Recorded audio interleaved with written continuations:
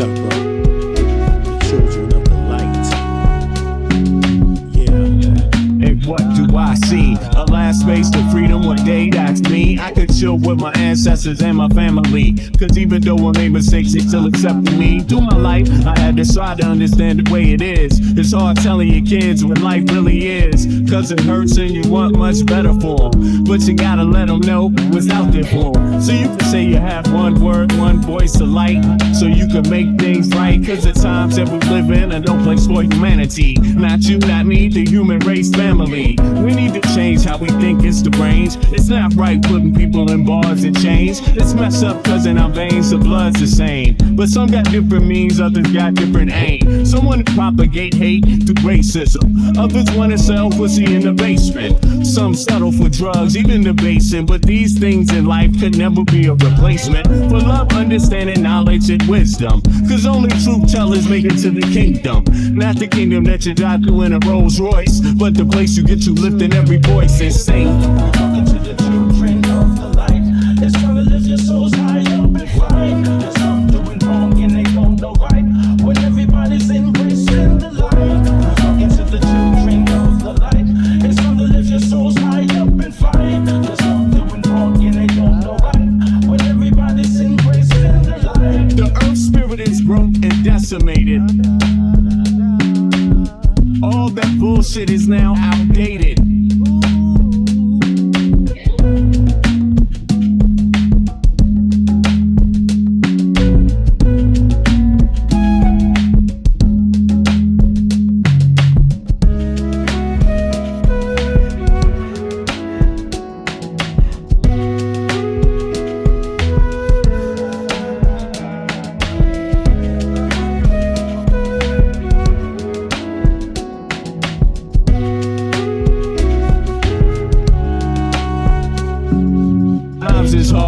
It's hard as they get. Even if you catch AIDS, please don't quit. Cause the world needs you to stand up and do what's right. Even if you're gonna die, go out with a fight. God made you to live and God should choose how you die. But if I told you that was the case, it'd be a lie. Cause man-made has been up to no good once again. All of this killing under the guise of government. At this point, I believe it's pure warfare. Some get welfare, others get no care. People put in the war that's way over there. But don't give a damn about the poor right here. Please, young kids, listen to me, hear me when I say the world ain't right. Listen, don't be prey. Stay away from negativity and stay educated. Excel in class and last stay dedicated. And your family, Lord, even if they wrong. Cause the truth could change the whole world. It's that strong. Stand up for what's right, don't sit for what's wrong. Help the ones that don't Have enough to come along. You can do it, but you can't do it all alone. Every plan in life must have a backbone. So get your shit together and work for you. But don't be another fool with no clue. The earth spirit is broken and decimated. It's time to lift your souls high up and fight. Cause some do it wrong and they don't know right. When everybody's embracing the light. Talking to the children of the light. It's time to lift your souls high up and fight. There's some doing wrong and they don't know right. When everybody's embracing the light. The earth spirit is broke and decimated. All that bullshit is now outdated. What's up, y'all? Yes, it is March, Sunday, 29th, 0825 Central European Time. That makes it 2:25 a.m. Eastern Standard Time, America. What's up? Yeah, and we here for another day. I made it. I'm sorry for the late broadcast. You know, yesterday was a busy day for myself, but it was a beautiful day to be alive, a beautiful day to try to contribute to society in the way that I can and be around other people, support other people too, contributing, you know what I mean? People that are in the struggle, man, because people are in struggles right now. And, you know, not just the struggle that Donald Trump has created, you know, but struggles that already existed before that, you know, and Trump has just made it even worse. It's almost like an attention, you know, a cry for attention, a race for attention. Like when people try to work on everyday issues, which are always there, you know, then Trump tries to just make things worse. Like, no, we got a bigger problem. Our problem's more important. We got to go to war. You know what I mean? And everybody, the world has to stop because maybe three petulant children, but at least we got one petulant. We have two that declared war essentially on another nation and didn't bother to ask anybody else, how you doing? You know, how do you feel about this? How are you doing today? Are you okay? Can you afford a war? Are your troops built up? Are your troops ready? Is your economy ready to go to war? And keep in mind, Trump's economy is bankrupt, right? The U.S. is bankrupt right now. The U.S. soon, by the time Trump is impeached, and that's going to take some while. That's going to take until at least after the midterms, because the people in the Congress and the Senate right now, they just don't have enough nationalist spirit to do the right thing for their country. They'd rather have a treasonous in office than the American people having a functioning government. So we're going to have to wait till the election. And by the time that comes, I predict the U.S. will probably be, the debt will probably be twice the GDP, at least twice the GDP of that. But that's up in about 50 million, 50 billion. 50, trillion. I'm sorry. It'll be about $50 trillion by that time, maybe more. You know what I mean? Because look, these people love spending money. They love spending money. They were complaining about the money that, Biden spent, but they love spending money more. It's kind of like a dope fiend, a real dope fiend, one who's really jealous of a little dope fiend. Then he comes along and does more of the dope. You know what I mean? Even more dope. And then he's complaining. It's like, damn, I thought you were going to spend less money. Nope. It's more money they were going to spend. And you're going to get less. The American people are going to get less. That's what happens. So that problem had to come first. And now we have problems stacked on top of other problems. But for me yesterday, I got a chance to go out to the No Tyrants demonstration. In Denmark, I'm in Denmark, although I'm an American citizen. I live in Denmark, right? Copenhagen, Denmark. And so Denmark has a king. Denmark has a king. It has a royal family. It had a Dronning, the Dronning stepped down, still has, but she stepped down, and now there's a new king that's up to bat, and her son, and, but the country has a royal family. So there was a little adjustment made. We didn't call the last demonstration we did, although everywhere else in a lot of parts of the world, they call it No Kings. But our demonstration the last time was, it wasn't called No Kings here in Denmark. And this time it wasn't. It was called No Tyrants, right? No Tyrants demonstration in front of the American embassy. And it actually turned out to be really nice. Rafika, hey, Anthony, what's up? Yeah, it turned out to be really nice to see some fellow Americans out there that many I've seen before in other demonstrations in front of the American embassy. But it's always good to see people again, because, listen, everyone has to do something. And in Denmark, we have it pretty good. We have it pretty good in Denmark. So the very least we could do is actually come out and organize a demonstration. And it doesn't cost us anything. It costs us very little to do it. And the process is streamlined. You just go on the internet and sign up, and it's all computerized. It's all very orderly, and organized. You go in there and you can file for your demonstration, your petition for your demonstration. Every type of demonstration that you want to have is all packaged inside, and it's a description, instructions on how to fill it out and things like that. And so it's streamlined. So you don't have to really talk to anybody if you don't want to. You don't have to pick up the phone. You don't have to any of that. No. It's streamlined, kind of like the tax system here too. So it's relatively simple. So people got that going, and this time I could go down there. I was a co-arranger of the last one, but this time I didn't arrange because I had something else I had to do after this one too. So I was kind of busy yesterday, but it turned out to be a really good rally, and we talked a lot. People had photos. I got some photos, and people took some video. I didn't take video myself because I was so busy. You know, I also had my kids to deal with too. So I was a little bit busy. My son actually ended up not coming to the demonstration with me because he bailed out at the last minute or something. I don't know what happened to him, but he wanted to, you know how kids are, young kids. But I wanted him to come and do my video recording, and he didn't even come to do. So hopefully someone else, I'm sure other people were there doing the video, but I always like to have my own video. But I actually did speak at the rally, and, you know, as usual, I was there in public. You get to see who I am when I'm talking. Yeah, I look just like this in real life. I show up outside in the streets with everyone else. Even if you don't like me, I'm there. You know, I'm approachable. You don't have to be scared to talk to me. Yeah, and you can be polite also, but you know, over the internet is usually where the little bitch asses are.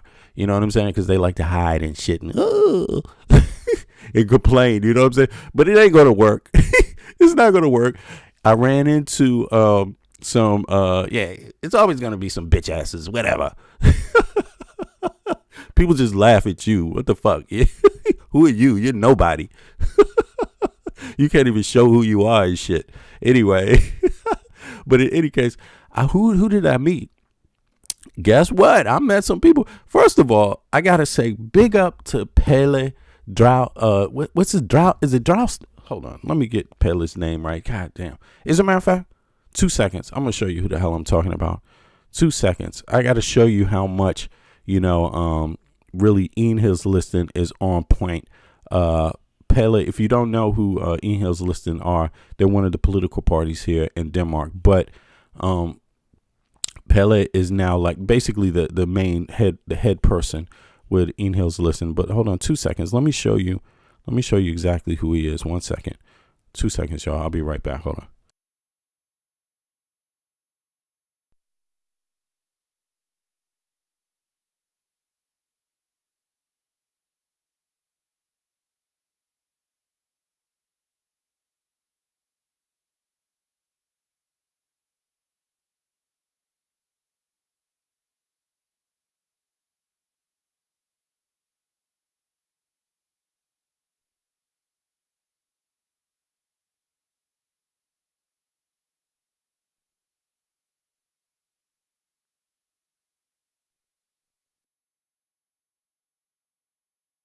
All right. I'm back now. So let me see here. Let me pull this up.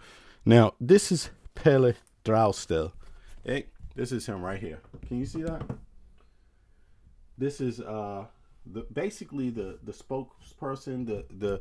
He is the basically foreman at this point of Ian Hill's listing, right? And which is the head person, you could say. And Pele has been out there. Pele came to the last demonstration. You know.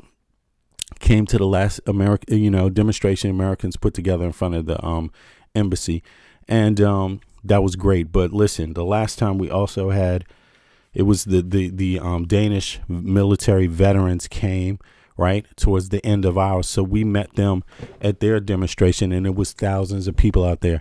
And this time, some people from that last demonstration came too, and I got a chance to talk with them, kind of one-on-one. I got a chance to talk to, let me see here, Søren, right, who is like I think he's one of the heads of the veterans, Danish veterans, right? What is it? Danish Veterans Association, something like that, right? And he's been on TV in the U.S. a lot talking about what's going on with Trump, Greenland, and all of this stuff. And I got a chance to meet him and talk to him, and he's such a cool, down to earth guy. And you know, when I'm out there meeting people like this, I'm kind of like, damn, man. I mean, thank God my daddy taught me something. Thank God, you know, because my dad, he's a loving guy, beautiful guy, plays the guitar, you know what I'm saying, the folk guitar. It's a fine artist, you know what I'm saying, community activist in his time, you know what I'm saying, when he was alive, God rest his soul. But he wasn't some soft little cookie up here in the head. No. He wasn't a soft little cookie in the head, you know. My father taught me and made sure I was a critical thinker. Think before acting and learn how to carry myself around people too. So I got to go out and see how activists are, politicians are in real life growing up. And I never even wanted to be, because I know how, I always as a kid was like, damn, man, this is this much work. Like, where do I get my attention from when you got to do all this shit? You know, who's going to pay you? You know what I'm saying? I was just like every other kid. But when I grew up, bingo, I got it. And I already had some of those things built into me because I saw the blueprint. I had the blueprint already presented to me. You know, what do serious people sound like when they talk? How do serious people talk about the world, about community? You see what I mean? And what do those things sound like? What do those conversations sound like? So as a kid, I already had a heads up on that stuff. You know, I didn't have to go to school. It was already programmed in me from my parents. You see what I mean? So that translated into coming here into Denmark and just being able to understand what is going on and know when to step up. And this shit with Trump is a moment to step up. And every American, you know, pretty much in Denmark is stepping up. We knew the first thing we had to do on day one with this lunatic is step up and do the demonstrations to let the Danish people know we're on their side with this bullshit. Like, why are we on their side? Because Denmark has something to teach the fucking United States of America. So thank you, Trump, for even coming after Greenland and talking all that shit, because now you have to hear about how Greenlanders have health insurance and your people don't. Okay. 40 million Americans don't have fucking health insurance. Now you got to hear about that. Now you got to hear about how many Americans that, if they're lucky enough to get to school, have a ball and chain of student debt the rest of their life to where they can't even buy a fucking house. You have to hear about how that's not what's going on in Denmark. Everybody can go to school and get an education, and it has zero to do with your fucking money. See, Americans get to hear about that now. See, that's how we got to play it. That's how we got to play it, you know. See, you can never let some banana ass administration like the Donald J. Trump Epstein administration talk shit to you when you do more for your people than they do. Danes do more for Danes than motherfucking Donald Trump does for American citizens. So he needs to shut the fuck up. Like, just straight up. And guess what? When they say, come on, to Greenland, they fucking mean it. And the American military knows it too. What the fuck? You want to be crazy? You want to be crazy? Oh, yeah, everybody can fucking get crazy, but you won't win. Okay? That's the thing about it. You won't win. A whole lot of people might die, but hey, if you want to be crazy, then bring it on.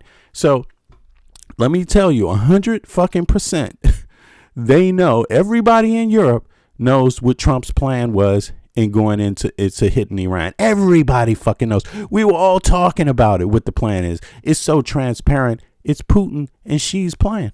This whole thing is Putin and Xi's plan, and Trump is their fucking patsy. Just straight up. He's their patsy. And they really expect the EU, they expect the rest of NATO to fall for that and just come and get ambushed in the Middle East and just split up their forces. Now we're not going to defend Greenland anymore because we got to go to the Middle East. We're not going to defend Ukraine anymore because we got to go to the Middle East. We're not going to have our reserves spared up so we can protect the Atlantic and do our business in Asia. No. We're going to go to the Middle East. We're going to fall for the plot. We're going to fall for the setup. Fuck no. Everybody here sees that shit. Israel and fucking Russia. Shit, what are you talking about? And China. They all, it's all for their own reasons, but that's exactly, it's a plan. It's a ploy. Israel's just another stooge ass country. You know what I mean? They're just stooges who use Donald Trump. Everybody's using Donald Trump. But the point is this.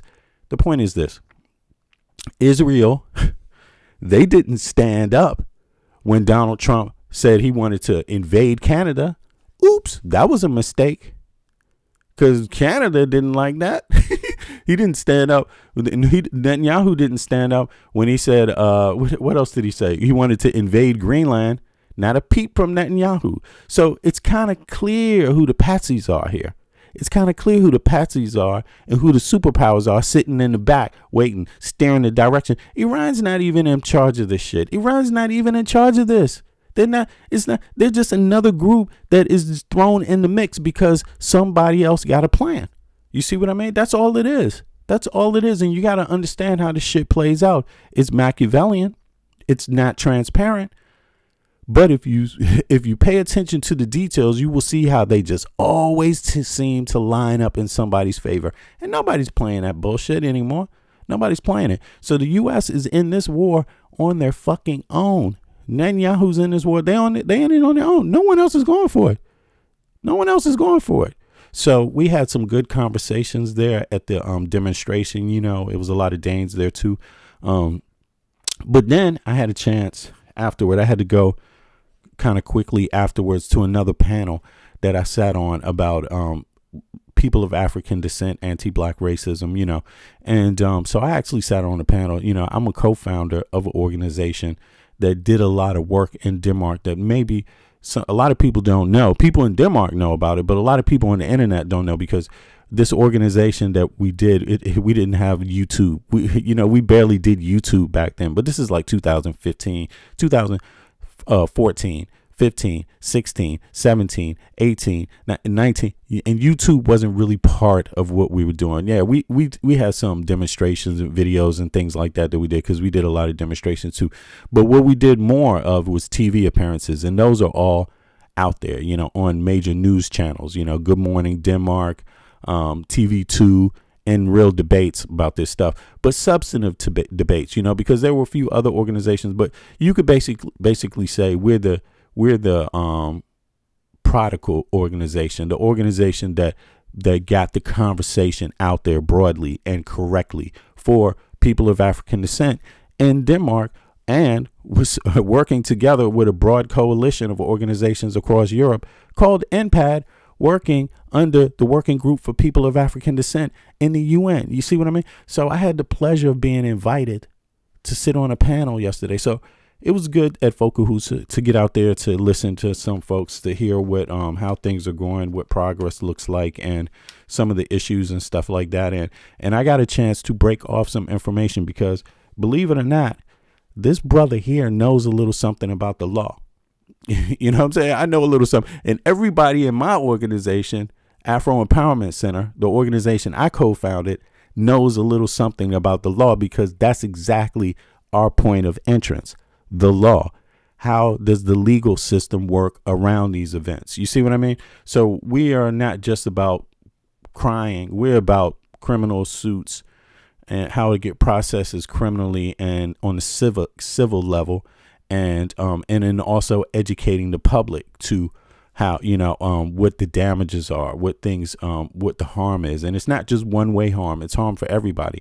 You might think that you can point a racist word or a racist action towards one person, but it doesn't just hurt that one person. It hurts the whole society. So we're pretty articulate in expressing that.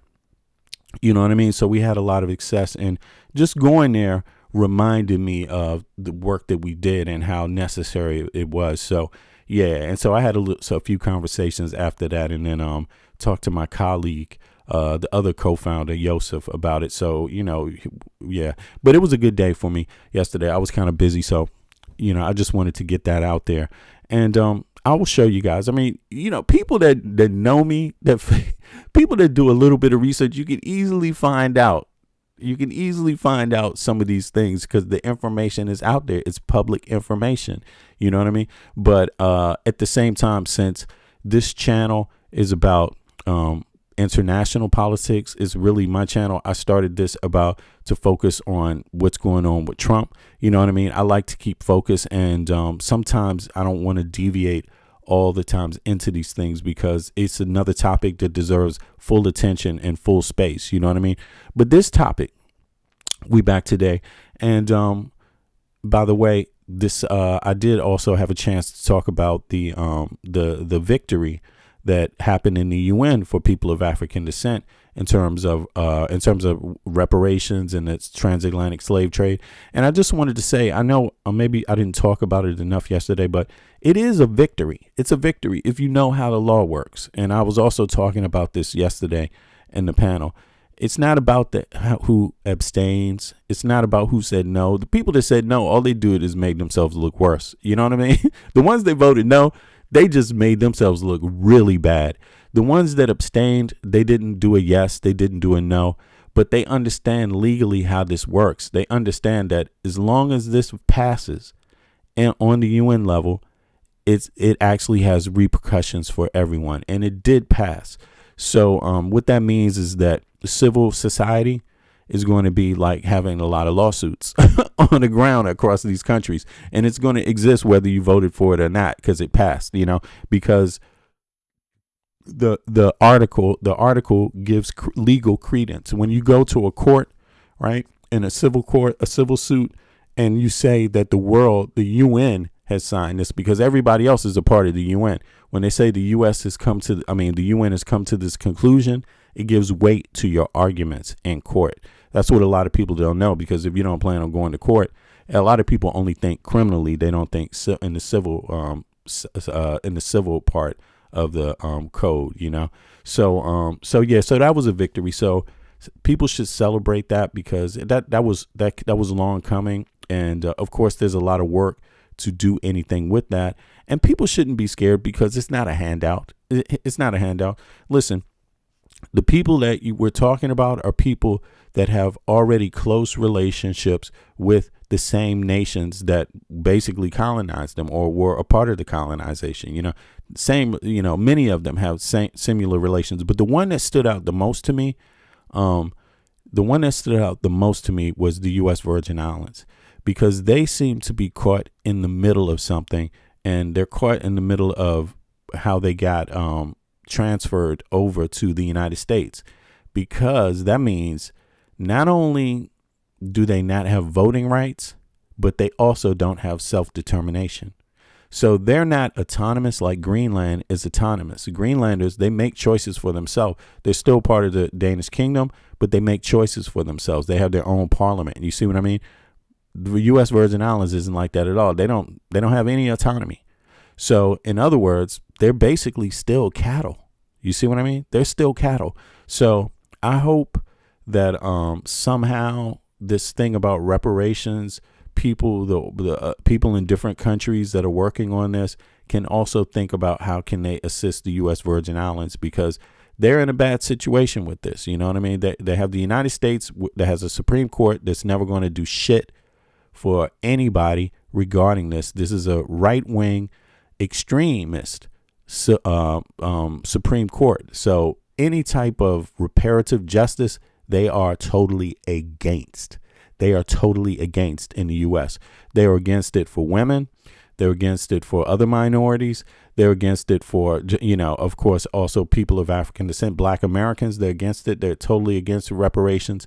You know what I mean?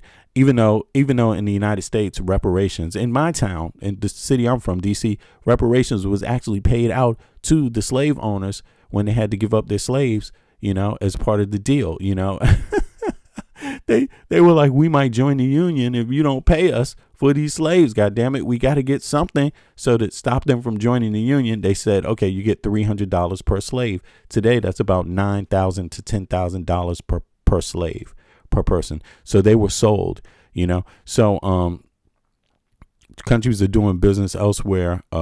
Trust has been destroyed. Yeah. Okay. Well, who are you talking about? What you talking about, Trevor? Yeah. You talking about the U.S.? Well, I mean, I think countries, let me elaborate on that.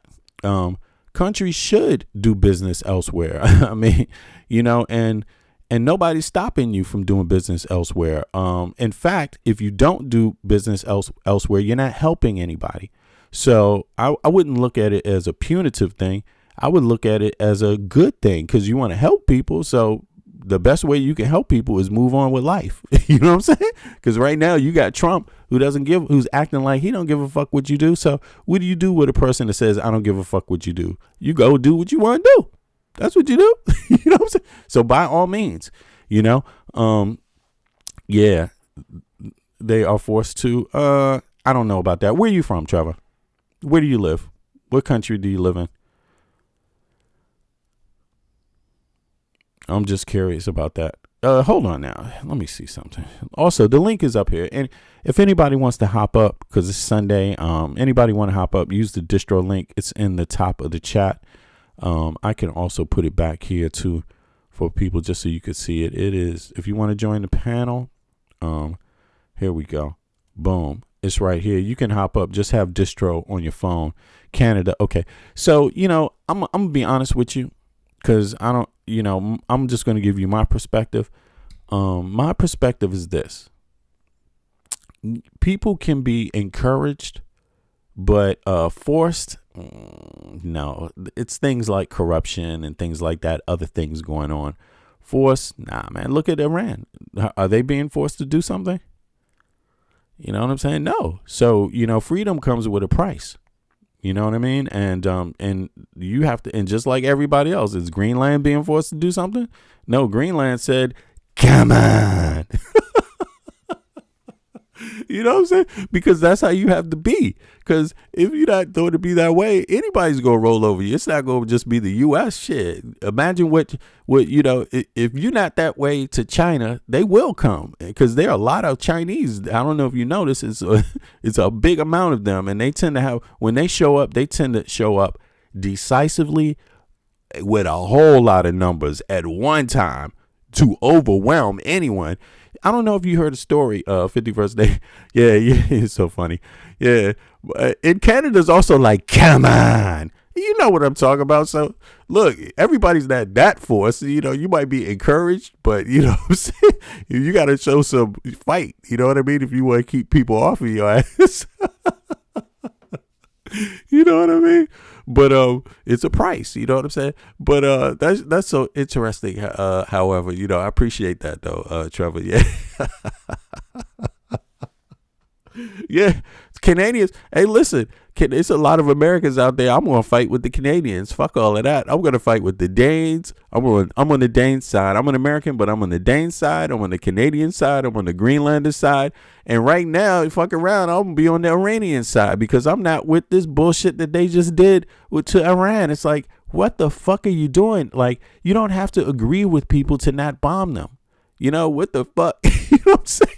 What the fuck? Since when is it you have the right to just bomb people you don't agree with, even if it's Iran, even if it's the Shah, even if they're Shiites, even if you think they're extremists, it doesn't mean bombing them is the way you go about things, man. That's totally stupid. That's a little game they play. They're not trying to change these people when they bomb them. That's the problem. They're trying to just do something else, get some money on the side. You know what I mean? That's what it is. It's a scam. They know they're not going to change anybody that way, but they do it just because it's a scam. It's so sad. I'm not on the side of terrorists, and that's my whole point. Don't bomb fucking little kids. I'm not on that side. I'm against you bombing a motherfucking kid's school. I'm against you being against the Geneva Convention, you stupid bitch. You are a fucking terrorist. Okay, when you break the motherfucking war, when you commit war crimes, you're the fucking enemy, motherfucker. Get it straight. That's not a joke. Our military should not be encouraged to commit fucking war crimes, you jackass. That puts our people in danger. That puts our military in danger, you stupid motherfucker. Like, goddamn. As a matter of fact, get the fuck out of here. Goddamn, you're such a silly ass, man. What you against Biden too, you stupid fuck? God damn, you against Kamala Harris also? Yeah, you probably are, man. It's like, God damn, yeah, against terrorists. No, I'm against dumbasses like you, encouraging fucking war crimes. There's more than one way to skin a cat. You don't have to fucking commit war crimes to solve your problem, jackass. Like, really, man. Motherfuckers trying to insult me. I'm not stupid. You see, just because you disagree with someone doesn't give you the right to commit fucking war crimes. You know what I mean? That's not cool. And we shouldn't be encouraging just any kind of behavior that's not going to solve a fucking problem. And what they did is not solving anything. It's just creating more problems. It's like, no. So I'm not with that. Look, Jesse Jackson went over there and negotiated with Iranians before and got every American hostage out. You see what I mean? So these people can be talked to. You know what I mean? And that's what matters most. You don't always get to label people. And guess what? Everybody doesn't have to like you either. But wouldn't it be fair if they thought you was at least fair about shit? Wouldn't it make it easier if they thought that you weren't inherently bigoted towards them? That might help the negotiation. That might fucking help. But if you send Hegseth and jackass Trump to negotiate with these people, of course they're going to be insulted because Hegseth and Trump fucking hate every fucking Middle Eastern person that could possibly exist and every Jew. And you send them over to negotiate, man. What the fuck? I mean, come on. You know what I'm saying? Come on. What the hell? I'm not with the KKK. That's what it is, man. I see that as silly, man. Come on. You know, I didn't grow up in a KKK town, and I don't live in a KKK town. So no, you know, and there might be issues with what people call terrorism. Yeah. And I'm not with terrorism. But if you're not with terrorism, why are you okay with Israel fucking having an apartheid state? Why the fuck are you okay with that? You know, why are you okay with them fucking killing? So how many more civilians versus every death of an Israeli? How many fucking Palestinian civilians you have to kill? Does it have to be 1,000 and 2 and 10,000 times more? Like, goddamn, man. You think you're helping somebody? You didn't help anybody. You fucked everything over by doing that. That's your problem. You need to learn how to practice some fucking restraint. You know? God damn. And you failed the U.S. as a proxy state. Let me tell you, because Israel is giving the U.S. a bad fucking name, man. You know what I'm saying? That's not the way you're supposed to be using those weapons, man. God damn. Now we have to answer for it. You could at least been a little more cooperative. What the fuck? We've been protecting you for how fucking long? You could have been more sensible, but now you fucked yourself. It's over. You have fucked yourself. You know, it's like, goddamn. And I don't want, I believe in a 2-state solution, but goddamn, well, how far is this going to go? At some point you got to say, listen, man, now I got to back off because these people are not listening.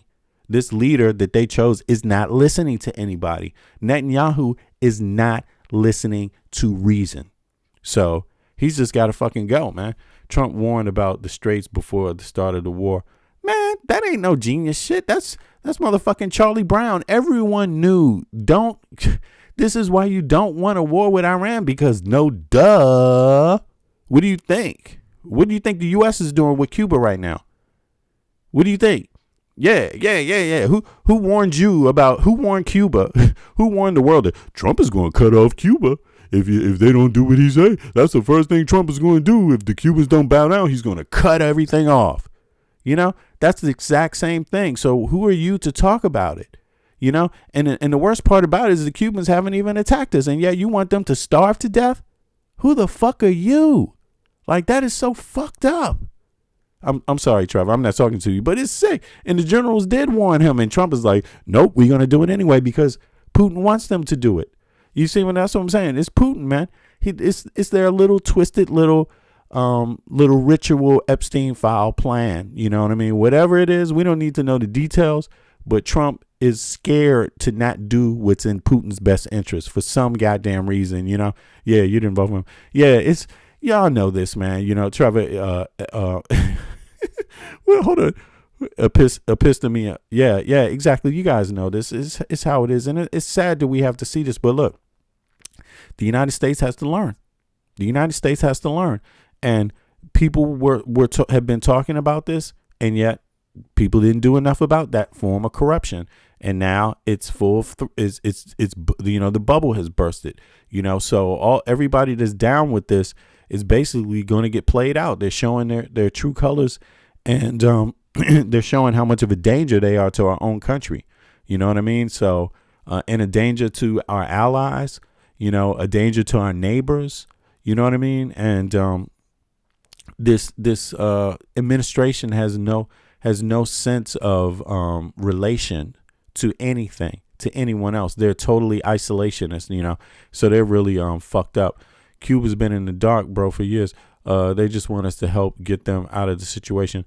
I don't know what you're talking about that. Cuba hasn't been in the dark. No, that's wrong. I don't know if you've been watching the news lately, but no, they haven't been in the dark for years. They might have had energy issues for years, but not like it is today, you know. And Trump knows what he's doing. He knows it's all about human suffering. It's not about removing the regime. It's about making people suffer, and hopefully that the country just goes into total chaos. That's what they're looking for. And, again, it's not going to work because people are getting aid to Cuba now. Everybody's busting through there. You see what I mean? So what was the point? The only point in this was for the U.S. to look bad. That was the point. That's the whole point. And Trump succeeded in the U.S. looking bad because no one's going to stand down and let you just starve Cuban people out. You don't even have the right to do that. That's against international law. So no one else has to sit by and be like, they just go right by with their ships. What you going to do about it? You going to stop one of these ships? Nope. They ain't stop it because, they're waiting for that shit to happen. So, this administration is just lying to people, toying with people, fucking around with people. And yeah, basically the gig is going to be up because Americans, guess who else they're fucking with? American people. Hey, Abby thinks I'm dumb. Why you call me sir? Abby, you're dumb. Okay. Anybody could call somebody dumb, but I'm calling you dumb too. You're dumb. And look, see, they try to get this plantation thing like Abby, listen, Abby, you talk this kind of language that comes out of some little Russian book somewhere and shit. Yeah, the guy's black, so talk about a plantation. That'll get him. Yo, Abby, I don't give a fuck what you think. Okay, who are you? You probably don't have anything on your goddamn YouTube page. Are you even a real person? Are you an American? Or are you somebody posing as an American on the internet? You know what I'm saying? Let me go check this out. Maybe I'm wrong. Let's go see. Let's go see who Abby is. Okay, everybody pay attention to who Abby is. Just like I thought, a goddamn troll, and people need to just be aware of this. This is what trolls do. This is what it's like when you're dealing with trolls. Hold on. What happened here? Did I get this up? Right. Here we go. This is going to be so funny when you see who Abby is. Abby. Here you go, Abby. Boom. Here's Abby, y'all. She just joined Facebook she just joined YouTube a year ago to pose as an American. Thank you, Abby, you stinking ass. I appreciate you so much for proving my point. Yeah. What country do you come from, Abby?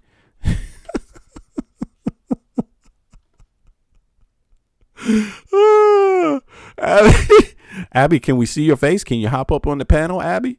Abby, click the link. Hop on up, Abby. Let me hear your voice. I want to know what country you're from. I want to hear your accent. You meddling in people's business and shit. At least we can know who you are, what you sound like. Goddamn. Show us something. Abby don't have nothing on her damn page, but she coming here talking about a plantation. I'll put my fucking foot up your ass, Abby. Okay, in real life for talking that plantation shit. Okay, so, and I would do it with a smile. I would do it with a smile, Abby. Okay. And then laugh about it. How about that? So you play them games, but you won't be in my face talking that stuff. You know what I'm saying? Because once I find out where you from, I'm gonna go down to your whole ratchet ass history. Okay, into your face. You want to insult people like that? Listen, I'm a free thinker. I'm a free voter. I vote for people and what they do. I don't vote for the party. I'm a Democrat, but I don't vote for party because I'm intelligent enough to listen to what people are saying. And if you were dumb enough to listen to Trump and you voted for him, that's your fault. Okay, I listened to Trump too, and I was like, this dude's a fucking maniac. He's going to drive the country broke. Everything I thought that I heard, he lived up to. So why would I vote for him? You're stupid. You listened to Trump and you heard a loving man who cares about the world and wants to make peace. Blah, blah, blah. You believed all that shit, but the truth is that he's treasonous. He probably had sex with little boys. That's the truth. He probably now he's been alleged to, right? They probably got pictures of him. He's a misogynist. He hates women like you, Abby. You didn't know Trump doesn't give a fuck about women, Abby? Like, goddamn, what's worse than a woman capping for Trump? Like, goddamn, that's really embarrassing. What's worse, being on a Democrat plantation or a woman capping for Trump? I'll stay on the Democrat plantation if that's the case, because I'm not rolling with the best friend or the biggest pedophile, motherfucking blackmailer, treasonous. I'm not voting for a dude that's been alleged to do it to little boys and shit. You know what I'm saying? And kill little animals first and then go ask him to stick it up his ass. That's what Trump is into, allegedly. You know what I'm saying? So, Abby, you out here capping, show your face. That's all I say. Show where you come from. Show who you are, your nationality, so we can know what country people exist where they like Trump. You know what I'm saying? Because nobody in Denmark likes Trump. Okay. You know, and guess what? They're not on the Democrat plantation in Denmark. They all fucking hate that motherfucker. Okay. You know what I'm saying? And by the way, even the right wing in Denmark believes their citizens should have fucking health care. So what's up with you, Abby? Do you have health care? What state do you live in? And who's your health care provider? I mean, I want to know.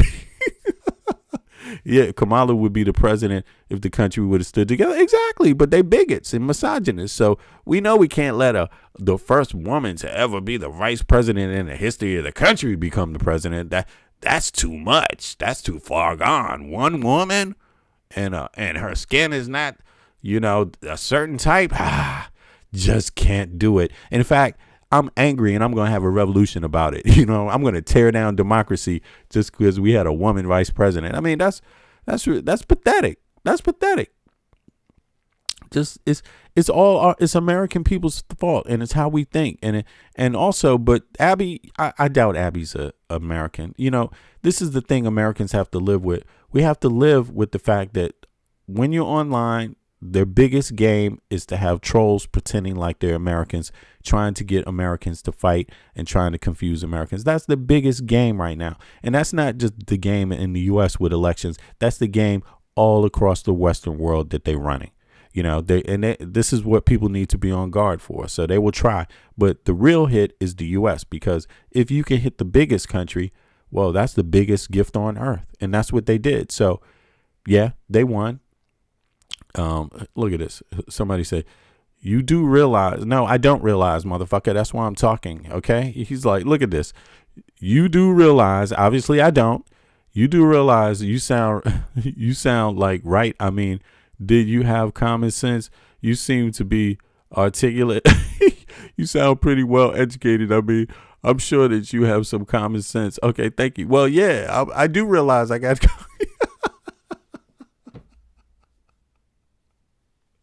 You do realize what you sound. Well, I'm not a Trump supporter, so, I got that in my advantage. That's the funny. So hold on, wait a second. Vin, you're not American. That's why you're saying that, right? Because Vin hadn't heard no Americans say making sense lately and shit. That's why you said that. You do realize what you sound like, right? Yeah, that's some dry humor and shit. That's a funny ass joke. Yeah, you almost had me, Vin. That was funny as hell. Yeah, man. Because I've heard that beginning before. You do know you sound like. I was like, is he about to try to, slide one under the table on me? But yeah. Hello to the same folks. Yeah, me either. No MAGA. Yeah, fuck MAGA, man. Everybody in the Western world needs to be like, fuck MAGA. These people are morons. They're morons. They literally believe trolls. That's what they did. They believed the troll factory. I mean, how unengaged do you have to be to believe in the troll factory? You really, that means you're unengaged in politics, really, but you vote somehow. That's what that really means. All the things that were said, all the warning signs were there if they just would have engaged a little bit and paid attention, and it's sad, but that's how disenfranchised a lot of Americans are when it comes to politics in their own country. They're not fully participating. You know what I mean? And then we have corrupt politicians that don't encourage people to participate, because when you have 1/3 of the voting population that doesn't vote, and nobody's saying how are we going to find out who those people are? We need to go out there and get that. You need to go out there and find out and encourage those people to vote. Find out why they didn't vote. That should be the first thing on Congress and on the Congress and the Senate's mind. Find out who these people are and why they're not voting. Forget who they vote for. Find out why they're not voting, because 80 million people, 1/3 of the population in a democracy not voting means the democracy is in danger. That's what that means. So it's like it's just common sense. The one thing that makes a democracy strong is people voting. When they don't vote, that's a sign of something bad. It's a sign of authoritarianism. Number one, it's a sign of hopelessness. Maybe it's a sign of feeling like they don't matter. But the only opportunity you have to change the society is through a vote, really. You know what I mean? That's the easiest one to do. So people need to at least try to exercise that, even if they're not happy. Then the other thing is, if you're not happy, then unvote. Vote people out of power. Say you're not happy, but engage. Engaging is the way you're going to get something out of your taxes. And it really does come down to your taxes. Politics comes down to your taxes. If they were not getting your money, they would have nothing to operate on. They wouldn't even be here existing. You see what I mean? So you have to demand that they use your money to help benefit your life. And if they're not doing that, you need to fire them. That's all that a democracy is about. Karina, dang, what's up? Yeah, Lee, I see you. Yeah, hello to the other sane folk. Yeah. But let's get on with the program here. There was all kind of shit. Speaking of lawsuits, speaking of trolls, right? We can start here because we done had a whole lot of trolls in the U.S. They've seemed to take over a lot of the political dynamic in the U.S., unfortunately. And let me see here. Can I get this out here? Who is this? Boom, right here. Yeah. And we're suffering from it, So let's get it going. Let's see what they got to say. Elon Musk, right? Oh, no, not Elon Musk. Meta. It's Meta and YouTube. Let me see here. Oh, shit. 2 seconds. Yeah, I hope everybody had a good Saturday night and a good morning, Sunday morning that's popping right now. Following breaking news, a verdict in the landmark case addressing the power and influence of social media. A Los Angeles jury today finding Meta and YouTube negligent in the design or operation of their platforms and saying the companies failed to warn users of the dangers of their services. The jurors found that disinformation all over it. They fed disinformation every fucking way. And it's not just them, it's TikTok, and they need to be held liable, man. You need to, of course, there should be some anonymity and when you make an account, but you should be liable for spreading completely false information. You should be held liable for that, and because that's what people had to watch, and that's what your kids have to watch too.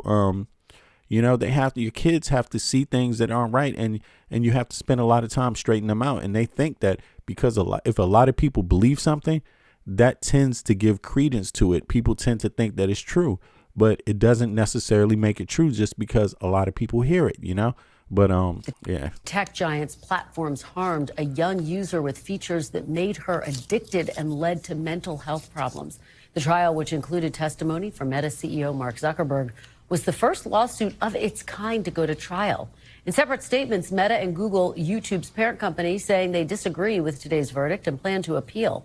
Today's verdict comes just one day after a jury in New Mexico ordered Meta to pay $375 million after determining that Meta concealed what it knew about child sexual exploitation on its platform.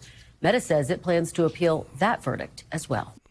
That is insane. And the thing is that they need to do investigations about the people. When people are using their platform for that, they should be active and finding out who's using their platform. That just goes without saying.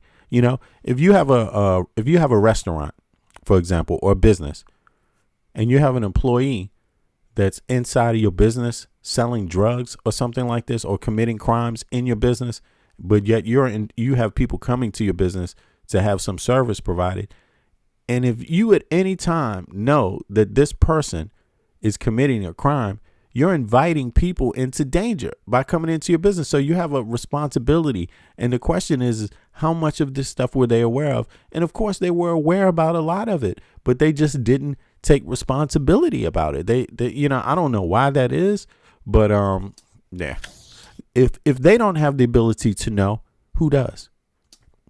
Joining me now is Jacob Ward, veteran technology journalist and host of the Rip Current podcast. He's also the author of The Loop, How Technology is Creating a World Without Choice and how to fight back. Jacob. Exactly. Ketamine Musk. Thanks so much for joining me. So let's talk about today's big verdict. What was your big takeaway? Well, Kristen, this is really, I mean, for me, it is I get goosebumps as I say it. It is truly a historic moment. I really think that this is on a par with figuring out that cigarettes cause cancer or that we needed to have seatbelts in cars. This is a huge societal shift that we're seeing unfolding in front of us really in real time. And as a result, you know, I think this is the end of social media as we know it, and it is definitely the end of childhood as we have come to accept it. We are seeing for the very first time a social media company found liable, in this case, two of them found liable for the design choices they made and for, as a result, addicting kids in a harmful way to their product. This is something that was unimaginable even a few years ago because these companies have enjoyed such powerful legal protections until now. Now this new legal theory opens up an entirely new can of worms, one that consists of more than 1,600 cases that are now going to come down on one or more of these companies, Kristen. Wow. Well, it's really striking to hear you describe it in that context, Jacob. So paint a picture for me. You say this is the end of social media as we know it. What does that look like in our society? Well, until now, right, we've treated our attention and by extension our behavior as, first of all, something that you and I are supposed to be entirely in control of ourselves, right? We've been sort of the opinion that somehow the choices you and I make are totally our own and can't really be shaped by anybody. But then, of course, what we saw was the rise of an industry that has made its business analyzing and shaping behavior at scale wherever possible. And this is not to say that they had nefarious ideas in mind. They just had discovered that our attention is an incredibly profitable product to traffic in. And so, and think about adults. Think about the mindset of adults. Some adults have kid mindset. Like their brain is just like a kid still. Maybe some people are more focused and more able to how can I say this? Focus for longer periods of time on a particular thing, but not everyone is like that. And in the advent of this digital world with these little short clips and TV started it, right? But at least you had to watch a certain amount of time before you saw a commercial. But ever since people went from books, reading, where you have to actually use your brain to read, or your brain has to imagine things, and you actually have to process information and stay focused to get to the end of the story, right? You know, you have to use your energy to get the whole story. Once it went to TV and movies, you had to use less energy, right? Okay, it's art, but you use less energy. It all comes out. You have to do half the work or a lot less of the work. It's all shown to you. You don't have to imagine at all. And if you walk away, then it comes to outside of the movies. If you walk away, if it's on Netflix, you can just start watching it again at a later time. And then it's down to the, Facebook little flip, 30-second TikTok flips and all of this stuff. And they knew something was going on with kids, but the law didn't do anything about it, And if the law doesn't have codes, legal codes and criminal codes that have something about, that deals with this type of phenomenon, they can get away with it forever. And they did. And it's kind of like a social experiment, which is really sad because a lot of kids are really affected. Even in Denmark, they've been talking about restricting child access to, these kind of social media platforms, actually, until they get a certain age. And I think it's at least a good conversation to have because, it fucks with your kids' ability to focus, man. It's sad, but there's something in it that kids can't take. They get addicted to it and they just can't put the phone down. They can't, it's a serious issue. It's a serious issue. Yeah, you have a kid brain. It's a lot. I mean, see, there's a difference here. It's one thing to like doing something. That's one thing. But to be addicted to it, that's not the same as liking it. You see what I mean? And it's the same for me. Like, I like to come and do my podcast. I like to look at the, certain things, but the internet or whatever, Facebook, but I also know how to put it down and focus on other stuff that's totally different. You see what I mean? I know how to just start reading a report or something myself or doing some other activities outside of that. And I think it just comes from training your mind. It comes from just growing and developing your brain. But your brain's not developed when you're a kid. The human brain, for women, they say fully develops. You're not fully developed brain as a woman until you're 25, and they say for men it's 27. You see what I mean? So the physical brain itself is not even fully developed. So what is I don't even know why they let people drink alcohol before that or smoke cigarettes before that, because your brain is not fully developed. But of course, maybe maybe certain things it can handle at that time. But yeah, but kids, I don't know, man. At now, a jury that, even a few years ago might not have been able to wrap their minds around the idea that we can have this kind of harm. Okay, Australia passed a law already at 16 to use social. Yeah, and the U.S. tends to be a little late, man. Isn't that right? We tend to be a little late with the clamping down on corporations, Let me see here. Hatchett said also, just like cigarettes and tobacco, you have to be 21 years old or older to buy it. Social media should be the same. You should be 21 years old. I mean, I don't want to sound so harsh, but I think it's true, because it's not the same as seeing a movie. A movie, you have to sit there, and to enjoy it, you have to watch a whole story play out. So you do have to, your brain has to be able to focus for some time to get the point. A book, your brain has to be able to focus even more, but you need that training, when you're from reading books and doing real things. You need real training before you get into the play world of social media. It's just like cheating your brain in a sense, so I agree. By the design of a platform. That was such an abstract concept. As someone who tries to articulate that concept as often as I do, I've spent years trying to get people. Yeah, me too, Karina. It's like I'm from the 70s. I was born in 1970. So even though when I was maybe like, something like maybe 8 or 9 years old. I had a little TV in my room, right? Which is crazy for back then, right? Think about 78, right? 79, right? But it was a little black and white TV, but there was nothing on the TV. There was only a couple of programs. So, and that was it. It was only an hour, 2 hours maximum of anything interesting for a kid on TV at that time. So kids spent their time outside playing. Kids, that's what you did for fun. If you wanted to have fun, it was a group activity. It was kickball. It was soccer. It was basketball. You did something or something like that, or you played games with other kids, board games, these kind of things, social things that are very social. Social media is not really social. That's the crazy part about it. It's not really social. It's kind of antisocial, because you don't have to. You see sometimes people come in the chat and say some little nasty things, but these aren't people you will ever meet. They're people you will never meet. They don't even have any intention of meeting you. And so they behave like it. But when you do real socializing, you have to learn how to respect people. You have to learn how to communicate properly. You have to learn. You got to learn that there's consequences for how you speak too. Everyone doesn't have to like you when you're an asshole. You know what I mean? Everyone doesn't have to treat you nice when you being an asshole. You see what I mean? In real life. But on social media, you can just do anything you want and shit. Quote unquote social media, To understand even the idea that there are armies of experts inside these companies working on that kind of idea. And now suddenly you have a jury of our peers suddenly understanding that, it seems, and as a result, finding these two companies liable. So this could absolutely.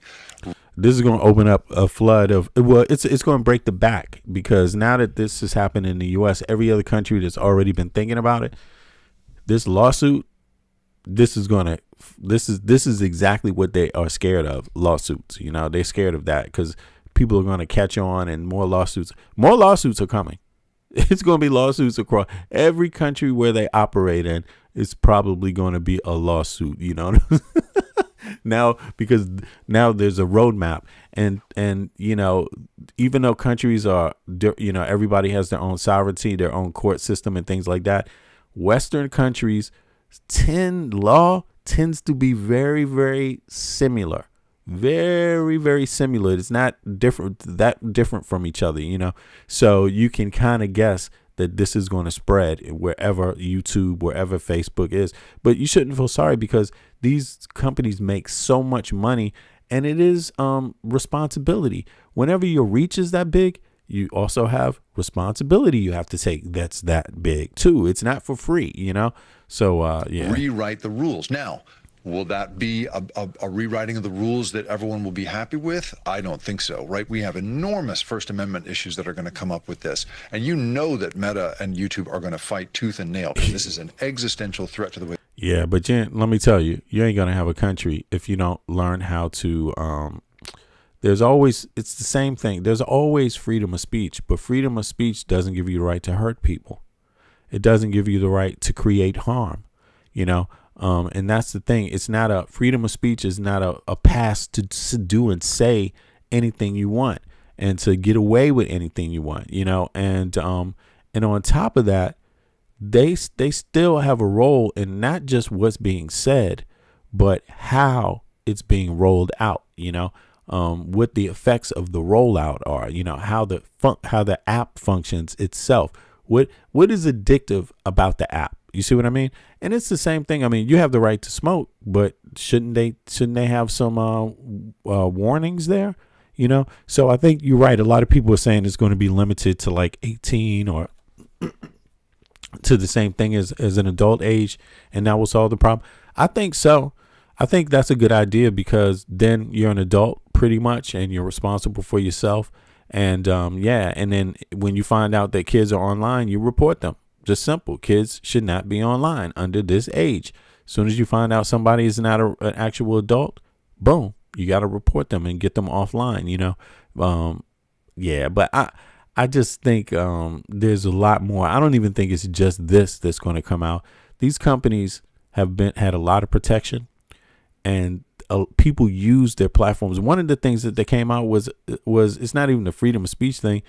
Look at what they're doing. There's people committing crimes using the apps to commit crimes worse than just freedom of speech. When they say freedom of speech, they're talking about people using their apps to do sex trafficking. They're talking about other things too. I'm also concerned about disinformation that spreads on because the more people that see something, when you see something, the fact that it's a lot of people that agree tends to make kids think that it makes it true. It tends to make adults, non-critically thinking adults, believe that it's true. And we live in a day and age where people just recite something that they hear, and they don't even want to know if it's true. It's just because a bunch of people said it, they just recite it. And that is so damaging. That is really, it's really hard. You have to fight society to keep a society healthy. You have to fight against disinformation. You have to, and school's not even free. It would be one thing if you lived in a country where everybody had access to school. Then you sit in a formal class and you go over real information. You go over information the proper way, and it gets challenged in a setting that's where it's meant to be properly challenged and vetted. Social media is not even, nothing gets vetted on social media, none of it. You got people out there trying to tell you that, motherfucking aliens built the pyramids. I mean, you know what I'm saying? Literally, they try to tell you aliens built the pyramids. This is the shit. This is the kind of stuff they say it all type. It is plenty of loony. You have cults on the fucking internet. Cults, damn cults, like straight up, And this is so at some point we just have to have some kind of standards and a real definitive way of targeting, activities like that, so that we all, and our kids also, but we all don't have to bear the brunt of it all the time. It's like, because then it sets it up like we have to fight people about, just over things that you shouldn't even have to fight about, it's just sad. It's sad. It's so sad. Example, grown people believe in Trump lies. Yeah. Believe in Trump lies. It's mush brain, just mush brain. Like really, it's sad, but people believe Putin, You know what I mean? And there's a lot of other things, hate groups that use the internet. You know what I mean? Selling hate. I don't know, man. At some point, we got to decide what kind of world we want to live in. And some things, some plagues, they can't just exist forever. You know what I mean? And it's like, you know, people shouldn't have to live with certain plagues forever. You know, I just think we got to figure something out with social media. It's a new platform. It's a new space for people to be. So it takes time, but and it takes time to figure out what to do. So way they do business.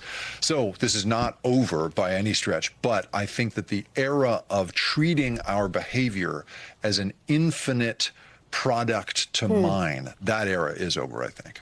Yeah, an infinite product to mine. Yeah, it's true. And they do mine your behavior. And that's the thing. They call it meta, but they're monitoring your behavior. That's the problem. So the things you like, they're taking that data and they're saying this kind of person likes this. So they're giving that information to other companies, and those other companies are targeting you now. So they know what you like. They know what you say. They know how you talk. And then they emulate it, or they make things that will get your attention, because now they know what you like. Now they can suck you into something. It is intent. It's just broken up. The companies they sell the data to is another company. So that's how they can wash their hands with it. Like, we had no intent, but it's like you're part of the conspiracy pretty much, because you're monitoring people, getting their metadata, and you're giving it to other people. That's dangerous. It's dangerous. It's not cool. So when you, even now, you know, they know your IP address. You go look at one thing on the internet, all of a sudden you're going to start seeing all kinds of shit. They know your IP. I'll give you an example. All they have to do is know your age, and they're going to start trying to send you shit that they think people that age like. You know what I'm saying? It's weird, man. And stuff will just start popping up in your commercials in your timeline, and it's just because they're generalizing, or you clicked on a link before and they're like, this person likes that, so therefore somebody did, or it could have been an accident, and then all of a sudden you start seeing this. But the worst thing is like social media, because they get a lot. They're mining your activity. So they get, even here, look, they know this is political content. They know that. That's how it's going through in the metasphere, right? And they know the type of people that watch. So they're collecting that data, right? And so when someone wants to use that kind of data to get their point across, they will kind of use this data to help them. You see what I mean? They will use it to help them construct something without you even being aware of it. And then all of a sudden, around election time, you're going to get hit with, you might have a whole bunch of people all of a sudden looking like me and shit, doing podcasts, calling B media next and shit, and, you know, C media, and, you know, doing similar content, except it's going to have a, you know, it's going to have a MAGA twist to it and shit, you know. They're going to, this is what's going on right now. Let me see. Are you talking about the ones where the little girls in the day standing, looking at missiles, and then the missiles hit the devil or Statue of Liberty? Oh, what are y'all talking about? The rap video with the, as a matter of fact, let's just go peep that, because I have that right here. I wanted to play that too. It's two of them, as a matter of fact. Here, let's play both of them. Let's play both of them here. Let's go there. YouTube. I forgot that I had that here. I wanted to play it. Yeah, that's crazy. I mean, it's something to do with Iran and them winning the social media. Let's talk about social media. They went in the social media battle and shit. Iran also. This is crazy, right? Here we go.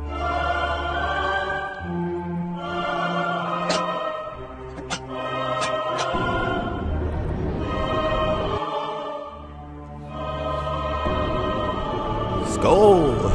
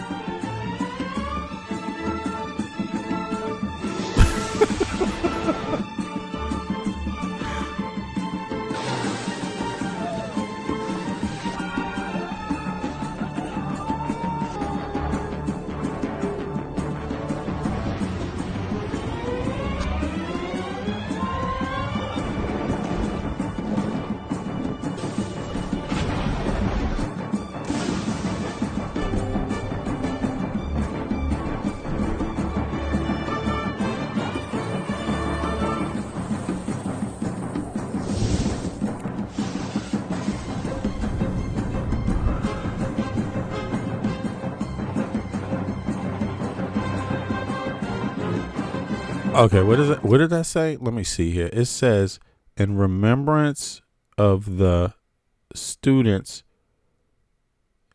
from Menab who were martyred at the hands of the Zionist and American terrorists.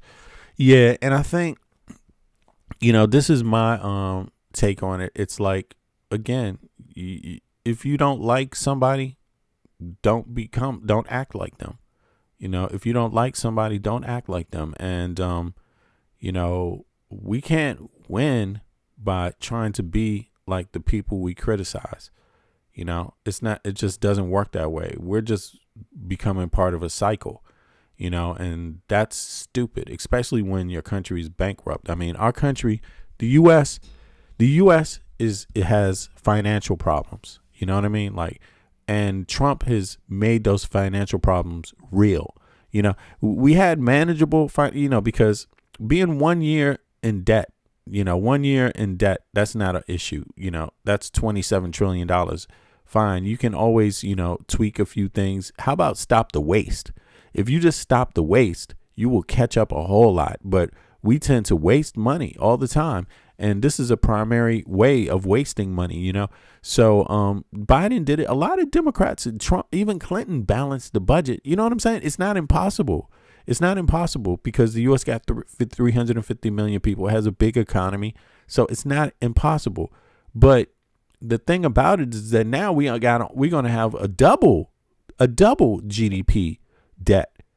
And we're turning away from our trading partners at the same time, the ones we rely on to trade with, to make money with. We're creating money problems. So how's it going to get paid off when you're creating more problems than you're solving? So we're losing trading partners. How does that make sense in terms of balancing the budget? That doesn't make any sense at all. And so why we should be the last people that will want to engage in any type of offense. We should be wanting to engage in defense only. Defense of NATO. That's it. Defense. That's it. And this middle power thing, I want to talk more about this middle power thing because the Canadian Prime Minister said something that is 100% game. He said middle powers have, matter of fact, let me just play what he said. I'm going to go right to what he said so you can hear it for yourself. And he's 100% right. Carney is 100% right. And people need to pay attention to when Carney speaks because he's speaking facts. Let me pull this up over here so people can see what I'm looking at. Now, let me go down here. Where was Carney at? There he is. Carney's down here coming up. Here we go. Right here. This is what Carney said. Middle power. Here we go. Powers have more power than many realize. Or Here it is. have more. Oops. Hold on. Oops. Damn. What's wrong with me? Before we Sorry. I screwed that Middle up. powers. All right. He said middle powers for people that couldn't hear him. He said middle powers have more power than we think. Listen to what he says. Come on. What is going on? Middle powers All right. have more power than many realize. Europe, Australia, Canada, Japan, South Korea. This coalition has a GDP larger than the United States, 3 times the trade flows of China, the largest research and development spend in the world, 62 of the world's top 100 universities, and the largest source of cultural exports globally. If we work together in a variable geometry, in other words, different coalitions for different issues, we can do more than protect our sovereignty. We can build something better, more prosperous, more just than what came before. Middle powers have more. Right. So middle powers, you know, how did the United States become a superpower? You know, the United States, Eric, what's up, man? The United States, love, I see you. The United States, yeah, I'm going to do that. I will share it. It's another one coming I'm going to play. I'll share both of them. The United States became a superpower because it operated like a middle power. That's how it became a superpower. It worked together with other middle powers. The United States didn't start off a superpower. You see what I mean? It was a middle power. But when it became a middle power, it kept operating like a middle power. That's what made the United States even more powerful, because even though it was a superpower, it operated in NATO like a middle power, like a equal power. You see what I mean? And it always got, so that means the United States got the pickings, the prime pickings of all the middle powers, basically first. So, because it was willing to operate in conjunction with a lot of other powers, middle powers, right? So what Trump has done is he's made the United States now an isolationist superpower.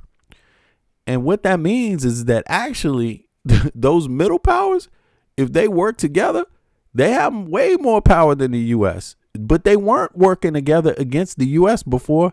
They were working with the U.S. Now they don't have the U.S. to work with. That means these people are actually more powerful than the U.S. if they work together. That's what that means.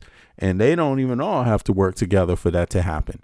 You know, and that's what Carney was saying. Middle powers. We can play it again just for the people that didn't hear it. Right? Here we go. Yeah, I mean, he's speaking facts. This mouse backpack is the best I've ever used. Oh my God. That's a commercial? I'm sorry about that. Hold on. Damn, I got commercials on this damn thing? Oh, did I miss that? Okay, let me go back. Here we go. Let's peep it. Listen to what he said again. Realize. Europe, Australia. Middle powers have more power than many realize. Europe, Australia, Canada, Japan, South Korea. This coalition has a GDP larger than the United States, 3 times the trade flows of China, the largest research and development spend in the world, 62 of the world's top 100 universities, and the largest source of cultural exports. The coalition has a GDP larger than the United States, Australia, Canada, Japan, Europe, Australia, Canada, Japan, South Korea. This coalition has a GDP larger than the United States, 3 times the trade flows of China, the largest research and development spend in the world, 62 of the world's top 100 universities, and the largest source of cultural exports globally. Cultural exports globally. All of them together have the and cultural, don't think that's just tap dancing. You know what I'm saying? That's also very significant because it builds bonds between nations. And these bonds, you're building on years of bonds anyway. And they're talking about continuing that. But now they have a chance to tweak it in a way that works best for them, optimal for them, since the U.S. is not around. The U.S. is abandoning the allyship. So they don't have the U.S. playing a role in it and how to tweak it. It's not going to be tweaked to fit the U.S. because the U.S. is willingly not wanting to be a partner in it. You see what I mean? The U.S. has said it wants to be an isolationist nation, and it does not respect the other NATO middle powers. That's what Trump has said. He doesn't believe they've done anything. He's got all kinds of bad words for them, and they've listened and they've heard, and they understand how Trump believes. So they take him seriously at his word. And yeah, this is it's sad, but it is that way, and it's going. We don't. Archibald said we don't They haven't. What is it? What are you talking about? I don't know what that means. We don't. Hold on. Let me do something real quick, just to check something out. I always like to see who's saying something. Who's saying, just people that I don't know or see. Okay, 2021. Archibald Naomi. That doesn't sound like a real name. I never heard anybody named Archibald Naomi. But in any case, look, and someone else, look at this. Let's see who this is right here. I always like to see the people that are the most braggadocious. You know what I mean? The U.S. is abandoning the losers. 2011, nothing on your page. Name Hillary. Sounds like a troll account. Did you get that name from Hillary Clinton? Are you American? Toy, are you American? I guess you're not. Archibald. Oh my God, Archibald, man. This is so funny. In any case, but one thing what I'm dealing with is I'm not talking about how braggadocious you are. I'm just talking about the facts. Okay. And that's different. Facts don't need to stick their chest out to be real and to have consequences, So ergo, listen to Carney. He's not muscle bound. He's not screaming at you. He's not saying, yeah, my homie, fuck you. We abandoning the losers. No, he's saying something different that has consequence that you're going to live out also. Here's what he said. Carney is crazy, man. Real powers have more power than many realize. Europe, Australia, Canada, Japan, South Korea. This coalition has a GDP larger than the United States, 3 times the trade flows of China, the largest research and development spend in the world, 62 of the world's top 100 universities, and the largest source of cultural exports globally. Yeah. I mean, the truth of the matter is that, these countries are going to do wonderfully without Trump. Their biggest mistake would be to even think that they have to work with Trump, because Trump is an obstructionist. He's a fun boy, right? In his own funny way, but he's he's down with Putin basically. So he's planning on being an obstructionist, and he doesn't care about his own citizens. You see what I mean? And every other country is aware of that too. So they know that he's not popular in his own country. You know what I mean? So, look, Archibald said we have business everywhere. Yeah, we're going to see how long that lasts. We're going to see how long that lasts, Let's see. If you have business everywhere, why is your GDP slowing down? If you got business everywhere. We had business everywhere with Biden, okay? It slowed down. Let's remind everybody of what we're talking about, because I guess some people don't see the chat, right? So, don't see the data too often, but let me see here. USA GDP. Let's see here. Let me see if it pops up. Here we go. Trading economics. I think this is the one. Boom. Here we go. So let's look at what the GDP looked like for the last decade. Here we go. 2022, 2014. So look. Let me see. Can everybody see that? Let me make it a little smaller so y'all can. There we go. So you see 28. Let me make it a little smaller. Y'all can see the numbers there, right? Okay. So look, who was in office in 2021? Who was in office in 2022? Who was in office in 2023? Who was in office in 2024? And then who came in office in 2025? And you'll notice when Trump came in office, the GDP basically slowed down tremendously, its growth. And it's probably going to be just as slow. It's probably going to be just as slow. So you couldn't brag about this, even though it increased tremendously from 2020. In 2021, it just like shot up. What is the difference from here? 21 trillion, 0.4 to 23 trillion, 0.7. That is a huge leap when Biden came in office. Then what did it do the second year of Biden? It went from 23.7 to 26 trillion. That's a huge leap again. Then what did it do from that? It went from 26 trillion in 2022 to 27.7 trillion. That's a big, big leap. Very significant. Not as big as the 2 years before, but significant, right? Significant as ever. Because look down here. So this is still breaking records. All of this is record breaking. Never done in the history of the country ever by anybody. Period. Okay, this is all under Biden and Kamala. And then when it got to 27.7 in 2023 to 24, then it went to 29.2. Then when Trump came in office, it went from 29.2 to 29.5. Yeah, okay. If you think that's good for you, no, that's actually fucked up. That's weak. That is very poor performance for Donald Trump. Very, very simple. And, being a troll doesn't matter. You know what I mean? Everyone knows what trolls look like. You see what I mean? So it doesn't change what Carney said. It doesn't change the data, right? It doesn't change this. You see? You can believe whatever you want, but if you don't put this in there, you're a dumbass. Okay? So, and it's a prime example of how bigots think. Bigots don't do the math, because they live in a delusional world of make-believe, right? Where they always pay the consequences for it later, i.e. MAGA getting more broke, suffering from Trump's policies. You know what I mean?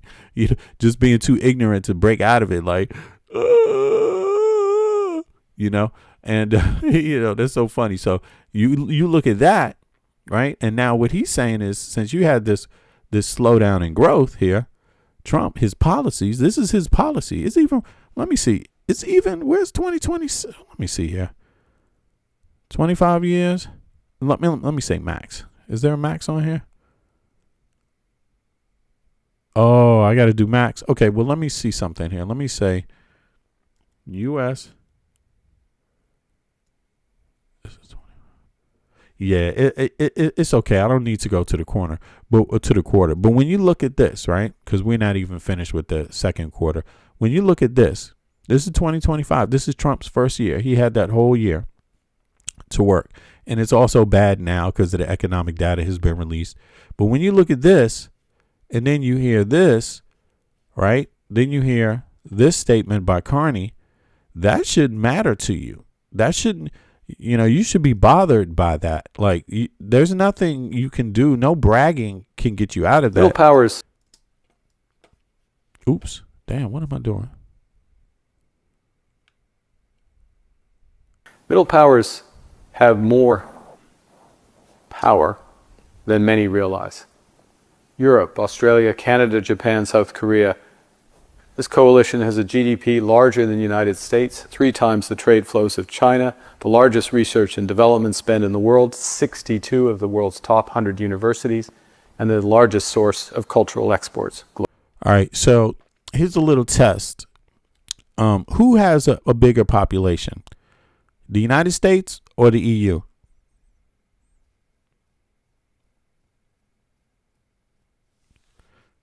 Oh, and by the way, anybody can hop up.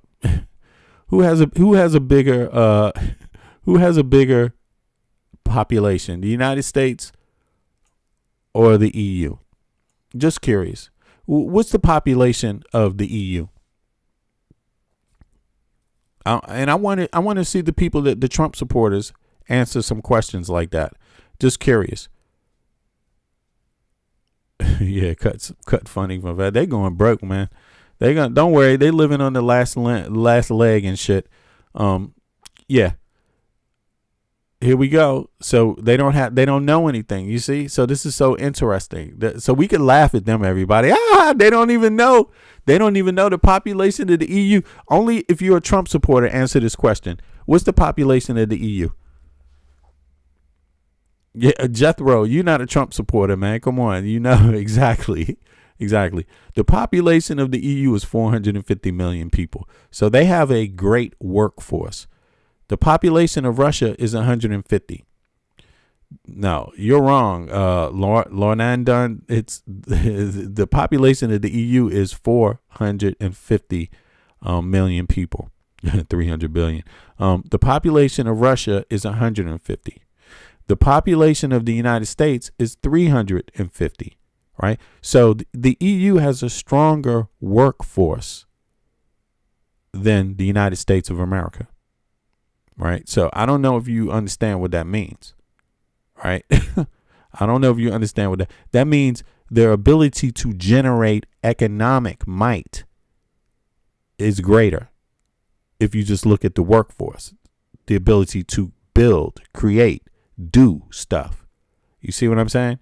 Right. So you should be cautious about that. That should ring bells in your mind. The EU is the second strongest economy in the world, only second and only tied to China. Only tied to China. Okay. So that's just the EU. You see what I mean? So you can add all these other groups together. You can add Canada. You can add everybody that's okay with the EU. A lot of people are fine with the EU. Japan is perfectly fine with the EU. They love working with the EU. Even China wants to work with the EU. You see what I'm saying? China wants to sell more cars. South Korea is working with. If you go outside right now in Denmark, guess what people are loving right now? They're getting more South Korean cars in Denmark, L cars, because Denmark is an L country. It's an L car country. They love options to buy. And they're getting them, man. I went out there and I saw some 200,000 Danish kroner, some really nice South Korean electrical cars, man. It is wonderful. And by the way, if you don't know, let me show you what the podcast is called here, just to let people know, just to give people an idea here. It's called one thing, but I put up this. Hey, do you know what doesn't get stuck in the Straits of Hormuz? Solar and wind energy. Yes, Denmark, for people that don't know, is a solar wind energy, and they also have their own gas, so they don't need the Straits of Hormuz. You see what I mean? They're selling and building windmills around the world. You know what I mean? They have a big industry. You see what I'm saying?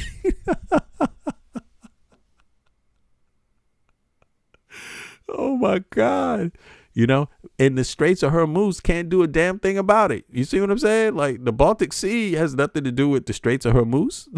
The goddamn wind, the Straits of Hormuz has nothing to do with electricity. The only people that's bothered by gas are the people that's stuck on gas. That's really what it is. And the United States has a government that wants you to be stuck on gas for some strange reason. I don't know why that isn't. Yeah, Denmark doesn't need oil. They have gas, man. They have their own, man. You know, they have Norway produces a lot of oil. I don't know if you know that, but yeah, Norway has a sovereign fund that the oil, just the money, the interest that's earned off of the oil that they sell pays for all the social programs in Norway. So Norwegians have a high, pretty much a high quality of life because, and one of the factors is the oil sovereign fund that they have that pays for the social, Hey, look, you guys, Archibald called me a dumb nigga. He's so smart. Ooh, you're so clever, Archibald. I expected that. You sound like that. You're really clever. Yeah. This is so petty. You see trash like that? Archibald is in here. Let me see here, man. Look at this. Let's go take a look. He's begging. You know, when people talk like that, they're usually begging for you to give them some attention. This is him. This is Archibald. That's it. Archibald, nothing. No content, no anything. Got other people's content on his page. There it is, Archibald. 1 subscriber. All right, Archibald. Guess what, Archibald? Archibald is a loser, man. I feel so sorry for people like that need to use race or things like that to, because they can't have a normal conversation, without just having facts. You know what I'm saying? There's no need to get angry or to think about, what ethnicity I am or anything like that. Let's just keep it to the facts, man. Are you really mad that Denmark has windmills? Like, what the fuck? He was talking to you. Oh nah, yeah, he got to get out of here with that shit. Why are people so angry? I mean, come on, let's have an intelligent conversation and shit. It's like, what the hell? We talk about windmills and shit. Archibald is in another conversation and shit. It's like, that shit is crazy. Yeah, I don't get it sometimes. It makes me wonder. But anyway, on to the next Iran video, because Archibald didn't like that, so he's gonna really hate this. He's gonna really hate this one. Hold on. Damn, that shit is high. The audio is weird on this. Okay, let me do this. Here we go.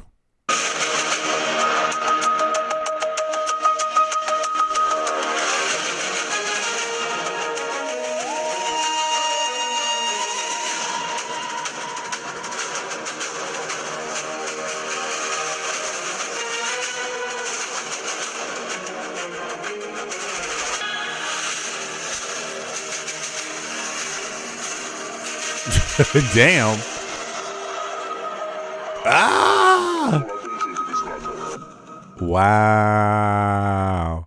Okay, it says here, as of March 2026, Iran has released at least one major multi-screen. No. Come on, man. Why are you saying one?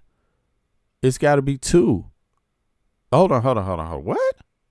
Plot: the video depicts a Lego-style multiverse where the miniature Donald Trump and Benjamin Netanyahu are shown alongside a character representing the devil. Okay, that's the one we just saw. The Epstein angle. In the opening scene, Netanyahu and the devil show Trump a photo of... Oh, goddamn, I missed all of that? Hold on. It's because of the audio was a little ratchet on this one. Let me see here. Damn! Is that what they showing him? Somebody said they have a new one. Who said that? Hold on. Who said they have a new one? That was Love Top. Love Top, you saying he got a new one?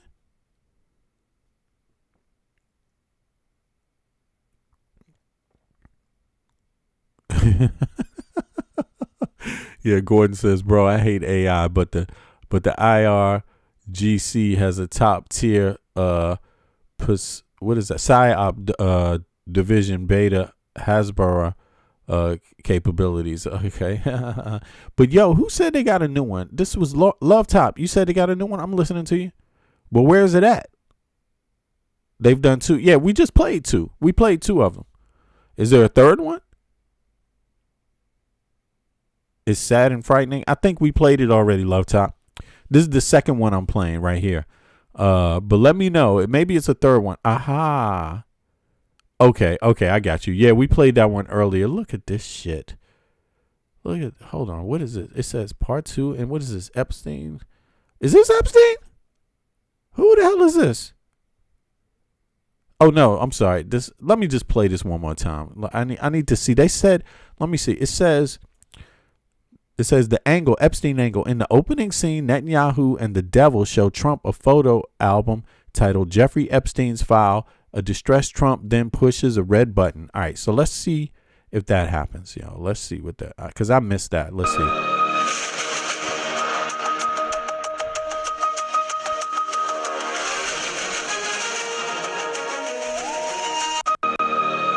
It said in the memory of the victims of Epstein Island. Wow, that is crazy.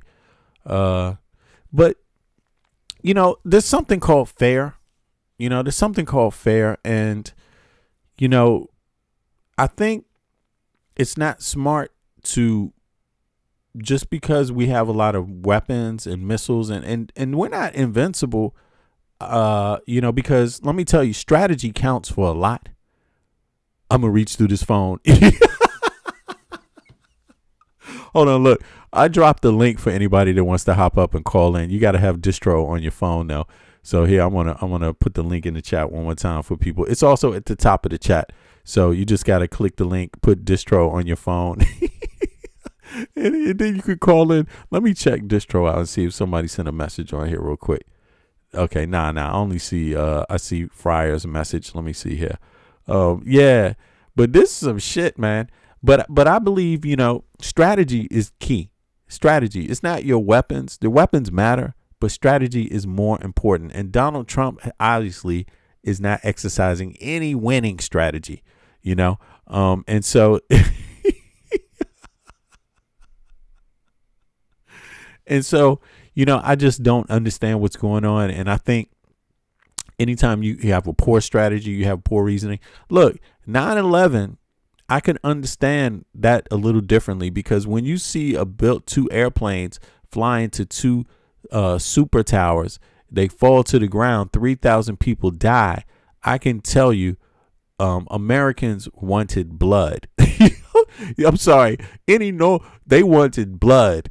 You know what I'm saying? Like, the American people were like, there must be retaliation. Like, and even though myself, I didn't like how Bush went about it. I thought the best thing to do is, first of all, let people know who you are. Let people know that actually you don't even want war. That's the first thing you should say when something like that happens. Like, you don't actually want war, and that, you know, you actually would like to have peace. But if you can't find out, if you know who's involved in this, and if these people don't turn themselves in, then obviously you're going to go to Congress and your military and develop a plan from there. But I don't think this hawkish talk is good. I don't think you need to do the hawk talk, you know? And that's what I just think always goes wrong, because the number one advantage, this is my opinion, the rap video, okay, I'm gonna find out. In my view, the number one strength that you have is that it's just defense, and it's not something you want to do, and it's not something you like. You know what I mean? But it's something that have to be done. You know, the hawkish thing about winning and having all the weapons and freedom and all of this kind of stuff, I just don't think it applies, because look, everyone knows how bad American citizens have it. How are you going to talk about freedom when you don't even give a fuck that if people are on the street in your own country? Like, oh, is there some kind of weird ass thing like that? Oh, okay. I don't know what the people are talking about. Yeah, but you know, I just think it's not the right way to do things, you know, this kind of bravado and Harbonet. What's up? You know, I just think it's one thing, it's defense, but this hawkish kind of talk, I just think it's actually wrong to do. It's not wise, you know, because strategy matters, number one, and part of your strategy should be that people see you as the good people. Once people see you as the bad people, you've lost a part of the strategy. And think about this. Netanyahu is a perfect example of that. A lot of Americans saw Israel as the good people for a long time. But after a while, when that changes, when that sentiment changes, when the Americans feel like they're being used and things like that, that whole strategy starts backfiring. And then you start looking like, when you start killing little kids and claiming it's defense, or like this picture on the wall, the Epstein Island, or even this one right here, this thing right here that they're talking about. Because nobody gave a fuck about Epstein Island, right? You know what I'm saying? Like, how are you going to talk about you defending people, but you don't defend anybody? Epstein Island exposed all of that. They had little kids being raped, you know, kids, and not even fuck the island. They had this operation going on before the island. You know what I'm saying? That Epstein shit was going on since the mid 80s, allegedly, with Trump. I mean, he's mentioned in the mid 80s. People are calling him and Epstein, saying that they committed acts in the 80s, you know, him and Trump. So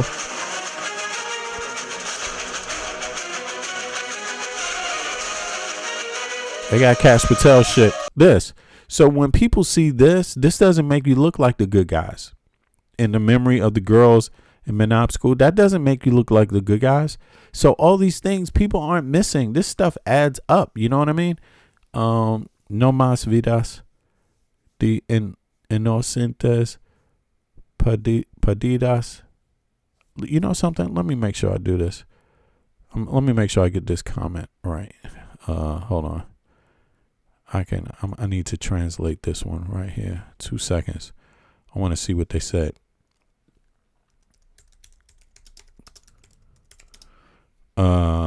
Yeah, because my Spanish is not that great. Let me see here. No more innocent lives lost in exchange for economic interests of the warlords. No to war. Yeah, I agree. I agree. Definitely. Yeah, definitely. I agree with that comment. Who was that who made that comment? That was Rod. Yeah, Rod, I see you. CKO1. Yeah, Rod CKO1. Yeah, exactly. I agree 100%. This is not necessary. This stuff is not necessary. And it's just, but somebody said they got another video. Let me see. Oh, hold on. Let me read some of the chat. Leprechaun says political figures never usually have any part in. Okay. Don't know what that means. Okay. HD Jones says, can you imagine if Gavin did that? Man, can you imagine if, man, well, I think this is a problem for American people. Like, we need to stop. It's okay to do defense, but we need to stop going all into this stuff. I just think so often we're engaged in a lot of activity, and there's only so long that you can engage in activity, even if it's right, even if you think it's right. It's only so long you can engage in activity where people are going to not see you as right. You see what I mean? It's just that way. Someone else has to do something. You see what I mean? And, I think perception, that's how perception works. You could be right all you want, but you can be perceived as being wrong, and you can be wrong and be perceived as being right. You know what I'm saying? So, and it's a fine line between those things. And I think the more you just show up and you're the big fish, you're the big shark at the table, in general, people don't like that anyway. You see what I mean? Like, just no one likes that. Even if you could be right, still people resist that. That's human nature. You see what I mean? People resist it. People inherently want to be equals. And even if someone with more power or more success is saying the right thing, that doesn't mean people are going to accept it. That doesn't mean people want to hear it. I know that for a fact. And so you got to be aware of perception, and so I think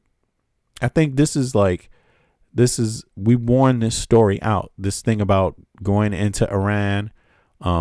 Israel, I think, has worn this thing out. I mean, of course, Israel's going to do whatever it has to do, but I think Americans are tired of this stuff. We're tired of being involved in it overall. And this is like a sign of it, what's happening right now. The fact that so many Americans, it's not just the left, it's the right, left and right. I'm talking about the populace that's kind of tired of this.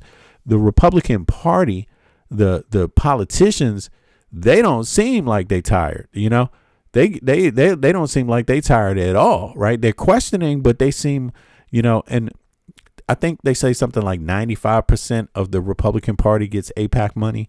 I think it's like 60% of the Democratic Party. So the Democratic Party has a bigger, they have more politicians, you could say, that don't take AIPAC money. So the Republican Party is totally in line with AIPAC.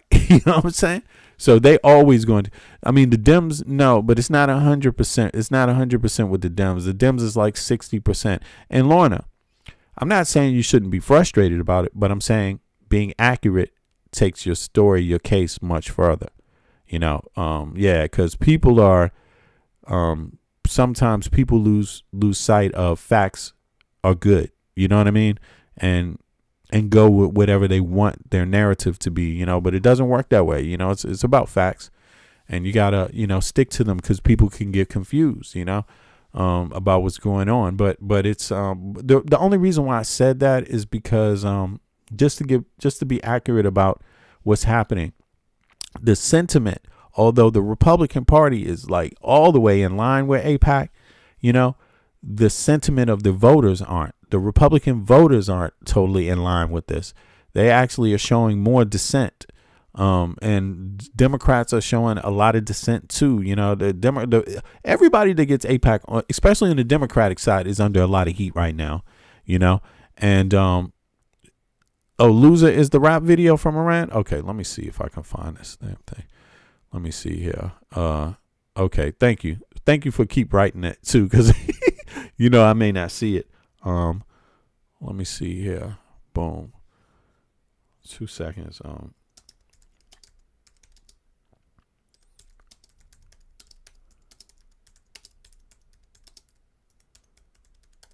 right. Hopefully, I will be able to find it. It should be on YouTube, right? Yeah, it's viral generated. Okay, la. Here we go. Okay, so I think I will be able to pull it up now. Sources, right, here we go.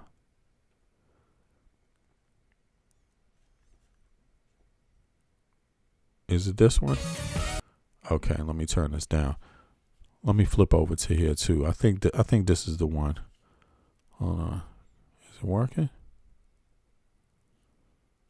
Here we go. Good evening to you. The war in Iran on its 13th day.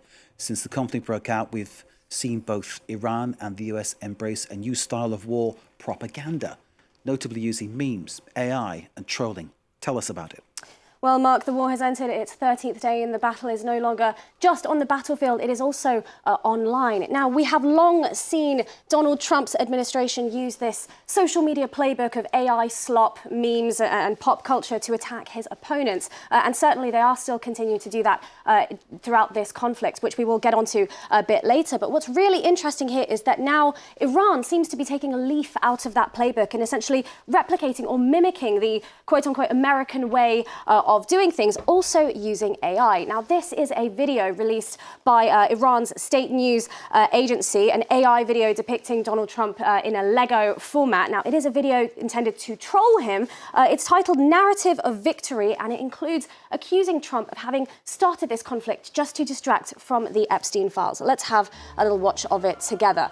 Now, we see Netanyahu and Trump looking over pictures of Jeffrey Epstein. Trump gets very frustrated, presses a big red button. We see a missile deployed, and then we see a reference to the girls' school that killed scores of little girls at school in Minab in Iran, implying that the US was responsible for that. Now, later in the video, we also see clips of Iran closing the Strait of Hormuz. We also see Netanyahu fleeing. But essentially, this is what Iran has released, essentially, as I've said, titled Narrative of Victory. Now, this isn't the only AI video that they have released. They've also followed up with a second one. This one shows Ayatollah Ali Khamenei's son, Mojtaba Khamenei, being named as a successor. And in this video, we actually see Trump start to sweat as the price of crude oil skyrockets. And we see what is essentially a US attempt of a regime change in Iran start to fail. But what we can absolutely see here through these Iran-released AI videos, it's not only just a response. Iran is trolling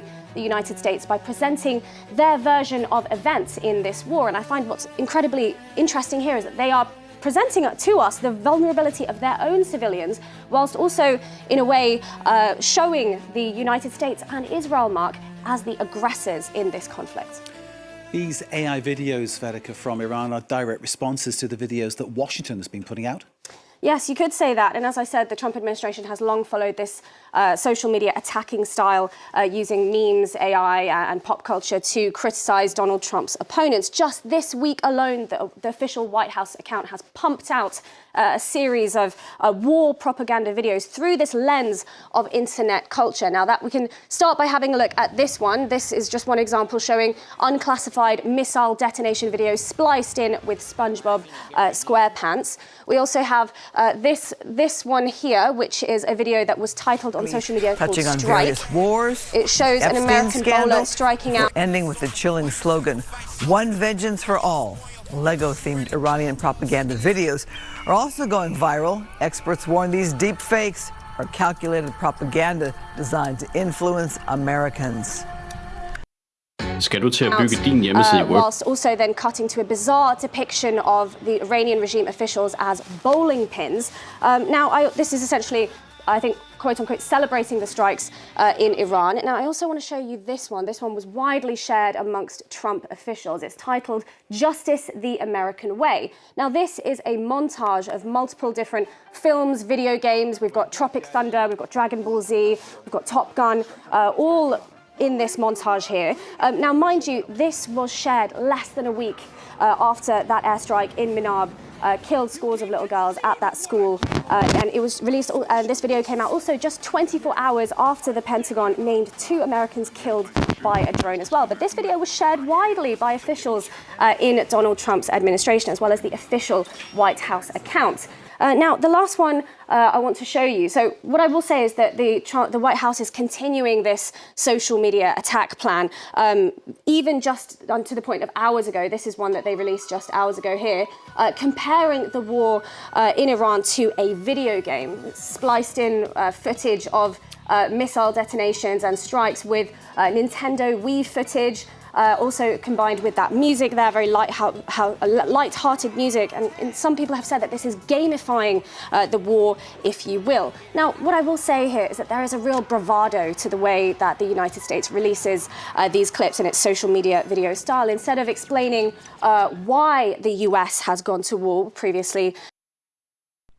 You know what? This is crazy. Like, why are we fucking spending money? Why are we, the U.S., spending money on fucking AI videos, man? Like, I can understand why I can understand why Iran is doing it, but why does it matter to us? Yeah, you want to hear the video? I'm sorry. Yeah, I just had to find the right one. But why are we doing this? Like, what does it do for us? It doesn't make any sense. I don't understand it. I don't fucking understand it. Like, why? What is it that we think is funny about this? To troll them? It's actually crazy, man. I don't understand this at all. I think this is the one.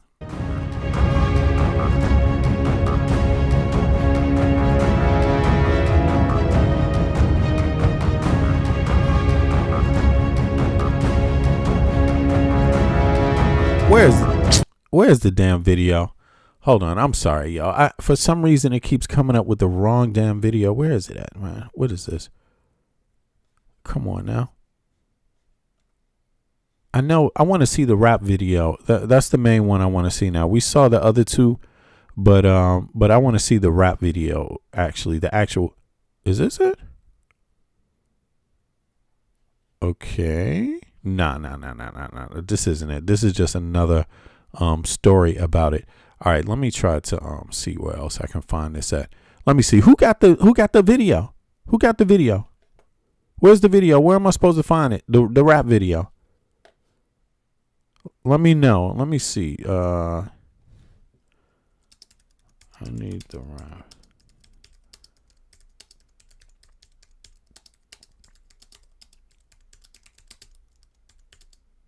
Let me see. Maybe it'll come up with something more specific now. Okay.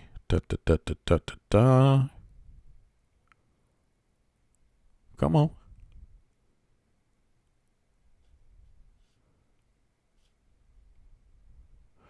Okay.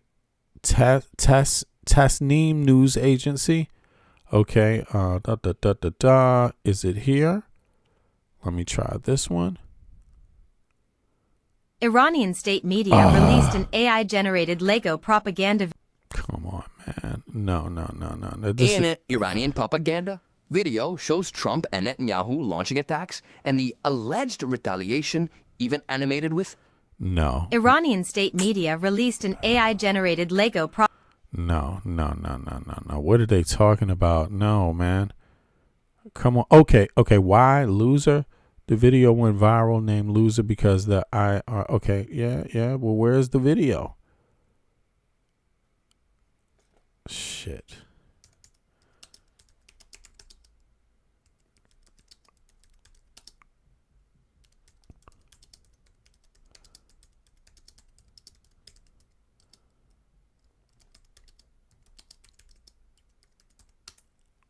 Sorry about this, y'all. Right. I just want to make sure I get the right one. Okay. What does it say? It can be viewed at the link below. Okay, now this better be it. You know, because they keeps finding... Iranian state media released an AI-generated Lego propaganda video mocking Trump's Epstein ties, depicting Trump and Netanyahu as Lego figures. That is the video. This is the video, loser. This is what they're saying. They're calling the one that we watched already, loser. That's the one. Let me go back. Let me see if this is the one right here. I didn't see any rap video. I didn't see one rap video so far. Yeah, so let me look at the chat and see what y'all talking about. Where is it at? He has a short of it. Okay. Somewhere on YouTube. Yeah, it's somewhere on YouTube. I'm looking on YouTube. Let me see here. I mean, we played 2 of the videos. Rap music has ruined your culture. Yeah, whatever. What are you talking about? I mean, we played 2 of the videos. Rap music is in any case. So why you listen to rap music if it's ruining my culture? What's my culture, by the way? It's fucking. In any case, yeah. I sometimes I wonder. People are so funny, man. Yeah, guess what ruins your culture? Rap music has ruined your culture. Also, you should, stop making rap music. Okay, it's ruined your culture, John. And whatever else you making, it has ruined your culture. Stop making it. Okay. This is so crazy. But yeah, I'm really curious about this, where this damn video is, and for some reason I can't find it. So I don't know what I'm supposed to do, y'all, because I can't find the video. And it's supposed to be here, but it's not. And yeah, I played 2 of the videos. It doesn't seem to be either one. Now let me see here. Watch list. Let me go look for it. Yeah, please go look for it. And put the exact name of the link, because I can't find it. Like country music, I listen to all kinds of damn music. This guy's like, rap music ruins your culture. Yeah, I don't know what you're doing, man. Are you smoking crack while you listen to it? Let me know. What's your problem with rap music? That rap music is a huge genre. So what kind of rap you talking about? There's many different styles of rap. I don't even know. Matter of fact, I should play some rap that. Matter of fact, you motherfucker, let me. Jackass, I'm gonna play. Since you just said that, rap music really ruling my culture, huh? Is that what you think? So I got something for you, man. Here we go. Let's see what we can do here. Come on, let's turn some rap music on for his ass so he can get the hell out of here. Come on, this is for you, John. I'm gonna do a little rap for you, John. Come on, everybody, say fuck John. Say fuck John. Say fuck Trump. Come on. I know how to see a whack MC when he bustin', but I just back away real cool, no fussin'. I'd rather go kicking in the streets with the bums and use the knowledge to collect some funds. Party over here. And build a damn school. And this is the story of how a great king rules. There's many that claim to know the local demographic, but don't have the nerve to tell you the truth. It's tragic, but I do. So sit back and let me spit this shit to you. You feel better when I spit this shit to you. Despite the system trying to clamp down on the people. People will learn how to stand up to evil. Not evil that's across the globe, that's too far. But evil that lies in your own backyard. And fighting, it's not an option. They can't win. The government, it's not supposed to represent sin. But then again they do, and that's a problem. So let's go down and figure out how to solve them. It's not fun being a rapper that can't speak. But we do, yes. And plus we make fat beats, yo. We smoke weed, break up trees. Listen, bringing fat beats, that is our mission. Wanted to see us, homeboy, shut up and listen. You wanted to see us, John? Shut up and listen. Mentality, several different realities. And so the Star Trek. All right, so what does John want? John, what you talking about, John? Come on now. Tell me what you want. You want some war? Huh? Ladies and gentlemen. You want war, John? Say hell yeah. Say hell yeah. Really, really, really, really, really. Is it really, really, really, really, really? Fuck John. Fuck Trump. They want war. Crime babies looking for food, starvation, the recipe, people subdued. When the people you trust got it in for you. Deceit is the word of the day, and every crew don't let it go. It's from the days of old. Time is up, but some still do not know. Time to make up my mind. Is it worth the dime? Do I have to take a minute Just to make it mine. Life's never fair, but don't listen to the TV. go out and take a listen To the streets, with the people in the slums and the homeless bums. with degrees and degrees sitting under a tree? It's not easy in the world For the poor man, the one that brought you to reality see. They don't want you to know about the black sheep. Leaving 7 rows to the 12 families All around the world with the ancient cold. Is it really asking a lot to say a death old? Cause we sitting on the earth looking back at extinct. and I'm standing on some ground That's about to sink. I ain't scared for a minute, I ain't about to blink. But I documented for the world what I see and think. Feel we on the call and I feel we on the break. All Congress Gonna do is waste paper and ink. Vote or die. You voted and you'll die. You can have it both ways. Can't say it's a lie. You can march all you want, but they playing you wrong. They only understand war. It's the same old song. They want war. All they really want is a war. Diversionary tactic to make the big score. The diamonds in the oil, man, you know they want more. But they want to keep you low, so they manifest the war. War. All they really want is a war. Yeah, okay, John. So, you know, you could say that music fucked up my culture or whatever, man. I think it's the music of the times, man. I don't know what rap music you've been listening to, but you should buy some of my shit. Let me see. You can find me on the net. It's under the artist name Empirical. I got some other music I work on too. But I try to make good music. But rap music to me is connected to a lot of music. It's connected to jazz. It's connected to the blues. So when I hear rap, real rap, to what I call real rap, I hear the blues. You know what I mean? I hear jazz too. You know what I'm saying? When I hear real rap, to me, that's the foundations of rap. So, you know, when you say rap fucked up our culture, I don't know, man. I just think there's also this thing called freedom of choice. You know, there's rap I don't like too. So, you know, it is what it is. Okay. The rap video is on watch list TYT. Okay. So I need to find out. Let me see here. The video I'm looking for is on. All right. And I'm going to throw in my music here if y'all want to peep it. Let me see here. Here we go. I got an LP. It's called Love and Madness, right? So you could check it out on the internet. Love and Madness. It's right here. See that? All you got to do is go look for it, and you could see it here. It's about 12 songs. They're pretty good. Some pretty nice songs. I mean, it depends on what you want here. Here's a little taste of it, you know, for people that haven't heard it before, right?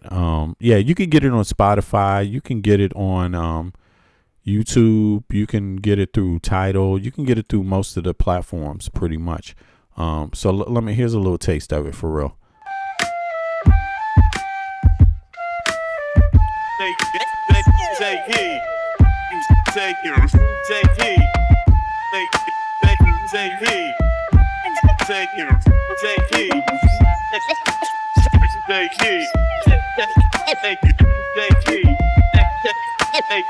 Take heed. Take heed. I traveled the globe just to gain perspective. The theory of relativity applied. Of course. It took a while to decide how I should proceed, but either my life is truly based upon need. So I move forward with more deliberate speed. Smash corny motherfuckers that stuck on greed. My seed is worth more than $1 million in future stock. The goal is to break the safe, the padlock. Mad cats can't stop it, need a rocket. Your style is boring and cold, mine is tropic. Battles you want, commit, you'll change the topic. My partner should get to put your beat in the pocket.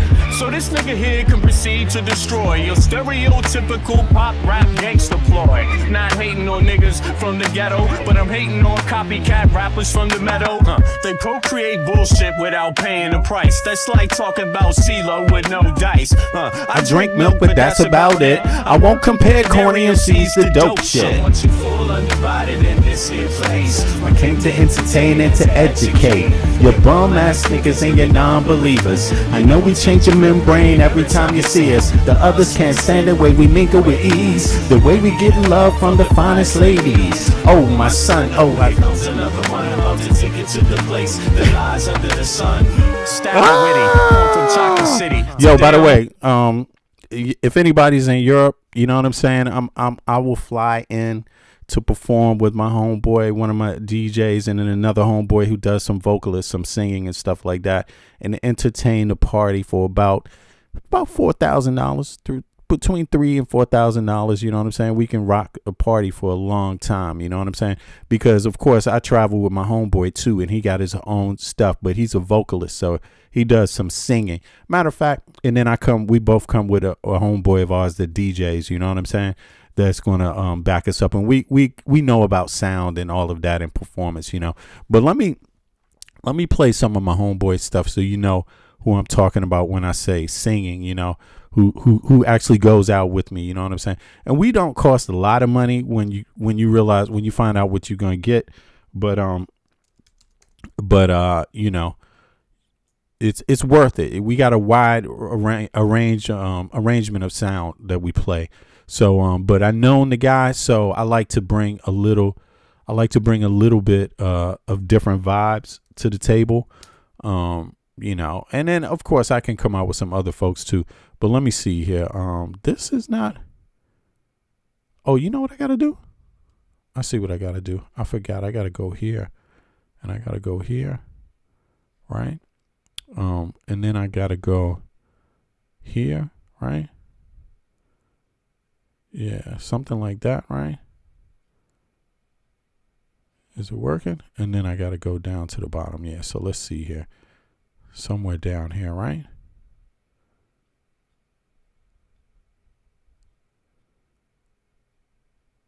Did I not do this? Oh, here we go. Here goes some of my homeboy stuff. So we can kind of change it up. We got some stuff for the party people, you know, on the hip hop vibes, and then we have some soul kind of music.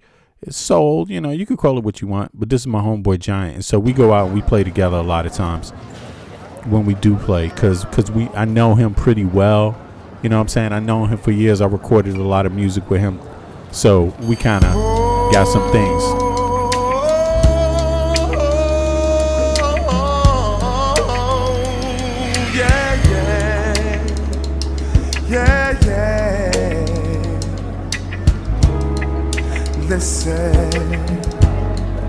Listen, yeah, little shorty, sit your ass down in this chair.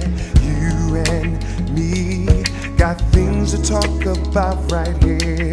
You've been messing around town with your friends, and I know you got to understand, little man, that you're gonna face a changing life. It's not the men who die, it's the kid inside. And you're gonna have to live your life for your dreams, 'cause if you don't, you won't see opportunity. We gon' make it. We gon' make it. We gon' make it. We gon' make it. Now, here you're thinking that you're fooling me. You better think twice, 'cause I'm from these streets. Hold up on all yeah. the things you've been doing. It's actually good to kind of cool out a little bit. A lifetime in learning Survival songs, 'cause cops and robbers are everywhere. You're not the first on the block to be living real. So take the guns and your stash and put it all away. 'Cause all you need is some love from your family. Ooh, yeah.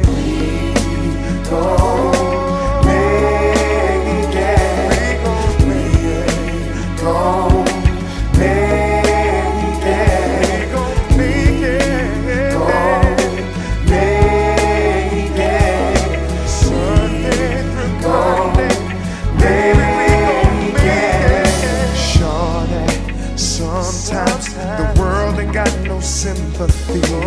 Whether it's money or hoes jiggers want to scheme. Damn!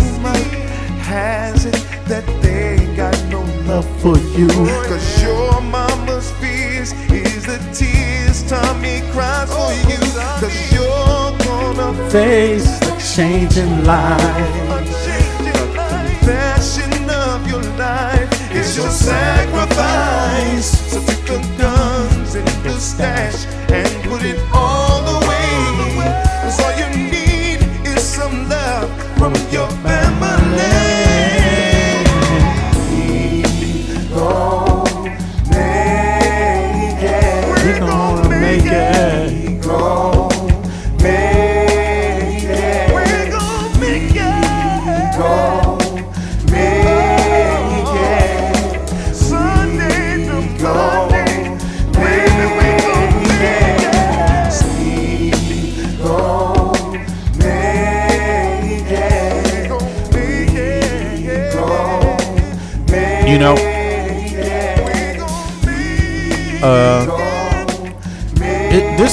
this song, you know, this song is written and performed by my homeboy Giant, right? I known Giant for like 25 years, maybe 30 years now. You know what I'm saying? We were doing music back in Palace Records in New York a long time when we were younger, right? So Giant's got a big collection of songs and music that he's been doing. And when he was at Palace, his group was called Giant Storm. Storm is one of our homeboys from DC. He passed away. Rest in peace, Storm. You know, a wonderful dude, but talented musician too. So Giant is a producer and writer. He wrote and produced for a lot of different artists. You know, some of them you've heard of and sung on their records. A lot of them you may didn't know he was on the records but he got writing credits on a lot of artist stuff. But just listening to this music, you know, it was actually, I'm so happy because it's Sunday and the state of the world, you know, we need positive messages, you know, to reassure us, our psyche, you know what I mean, that we're going to get through times like this. And and so I love that song right there because it's a song of empathy, a song of caring. You know, the song is called Little Shorty, so it's about what young men go through being teenagers and how they have to walk through society and form their minds, their self-image, you know, and what they got to go through in doing that, because you're going to go outside and you're going to see all this shit going on outside, and you're going to have to learn how to deal with that and move through it and move past it. You know what I'm saying? Don't fall for the okie doke. Don't be average. You know what I mean? This is just a game set up, so you need to learn how to navigate through it. That's a challenge for every child, particularly boys, anywhere in the world, man. Even here in Denmark, shit, I played this song to my sons, you know, so they know, like, don't fall for this stuff, you know. But having said that, Giant, you know, I really he's my brother, to be honest with you. We're like brothers. We talk every other day. We doing some music together right now, by the way. I'm producing and co-producing 3 tracks with him that he's appearing on. I'm appearing on one of them, but he's singing on 2 of them. So, and I'm producing and co-producing with him for these 3 tracks. So that's some new stuff I've been working on lately with Giant. But let me play a few more things, then we can get back into the news. This is one, I don't know how much you all like R&B, but in my mind, when I go to it, I used to be a DJ. You know, how I got involved in music is in music, making music was through DJing. That's how I started got invited to even produce music, is because people knew me as a DJ from my town, and the way that I DJ'd people liked, because before I played anything new, it was like the Soul Kitchen. Before we played anything that was new, we played all the classic, just the classics from the last 30, maybe 40 years. You know what I'm saying? You know what I mean? Like that's how deep we used to go. And so a lot of cats know me in my town for DJing. But then when I hooked up with Giant, he's from my town too. They got a record contract and things like that. And so they hooked me up and I helped them produce their music. Right. So, but Giant is probably one of the most talented vocalists I know. Also Storm, but Giant is definitely one. So I'm going to play this last record. And the reason why I like it is called Cross the River. The reason why I like it is because it reminds me of DJing. You know, when you go to a party, a DJ's got to be able to take you on a journey. And a lot of times, a lot of these new wave DJs, they don't know about a journey. They think they got to stay stuck in one little space in music, you know, to DJ. But I'm not from that generation. My generation is you can play all kinds of shit. What matters is that you take them on a roller coaster ride. That's more important than anything else, and that you know how to do that. You know what I'm saying? So I'm gonna play one more song and then of Giants, and then yeah. Let me know what you think about it, by the way. Yeah. Let me know if you like his music, let me know in the chat. Put a 10, or let me know how much you like it from 1 to 10. So here, I'm going to play this one now. This is more so, it's called Cross the River, by the way.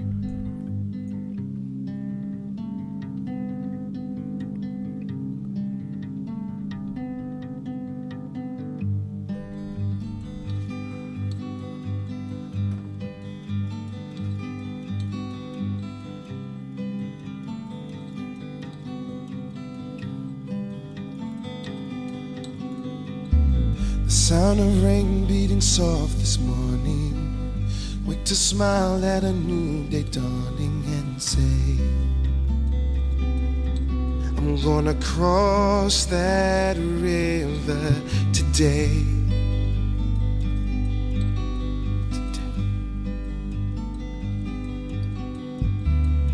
When I get so lost, all I know, I need a love to help me find my way. Give me strength to say I will climb the mountain. I gladly walk from sea to sea. I'm not afraid to cross the river as long as you're with me.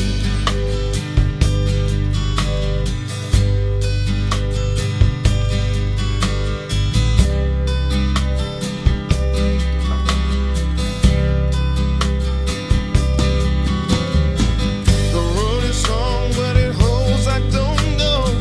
But sure as rain, I know which way to go today.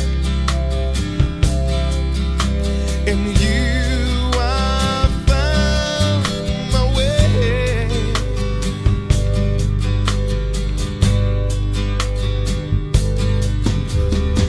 I never thought that the dream would find me, but in your eyes I see all that I can be.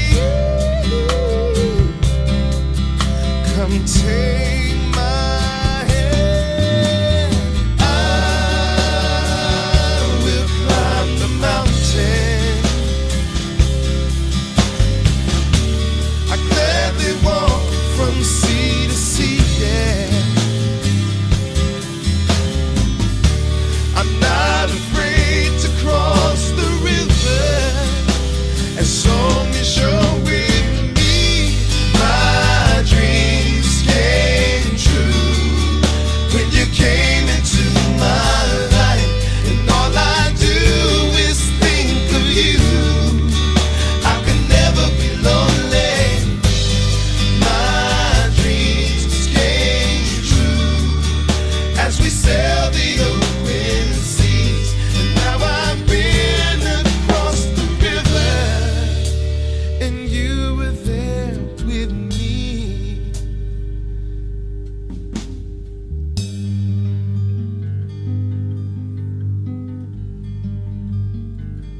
You know, it's so important to have musicality and to be able to express yourself through music, your emotions, like for real. The sound of rain beating soft this morning. Wake to smile at a new day dawning and say, I'm gonna cross that river today.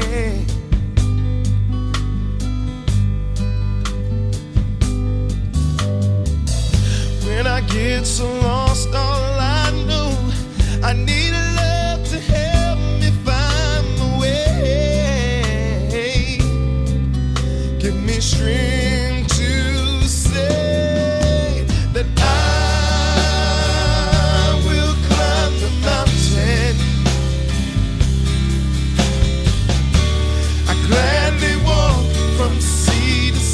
Appreciate that, Lorna. I'm not afraid to cross the river as long as you're with me. My dreams came true when you came into my life, and all I do is think of you. I could never be lonely. My dreams came true as we sail the open seas, and now I've been across the river, and you were there with me. Damn, that song, I love that song right there. I mean, it takes me through a whole, I mean, for some reason, I know this isn't the space where a lot of the new R&B artists come in at, right? But it's something they need to learn how to do. It's something they need to learn how to do. And I come from a town myself where we grew up, like in the 80s and the 90s, there were still people on the corner doing 5-part harmony and it's just shit like this. So people, for some reason, singing wasn't a problem, in the 80s and the 90s. You know what I'm saying? It was actually still a skill and also just the folkiness, even the folkiness of this music. I love that song, Cross the River. But damn, y'all got me wanting to play one more. Because if you like his stuff, should I play one more of his tracks? Let me know because oh yeah. Thank you, Vaughn. Bro, talented people. Yeah, that's Giant out of DC, man. Giant, but he's recorded music with a lot of people. And wrote music and did backup vocals for a lot of people's music, One day he's gonna come up here on the platform and talk about it a little bit. But let me play one more track here. And let me know if you like it, let me know what you think about it.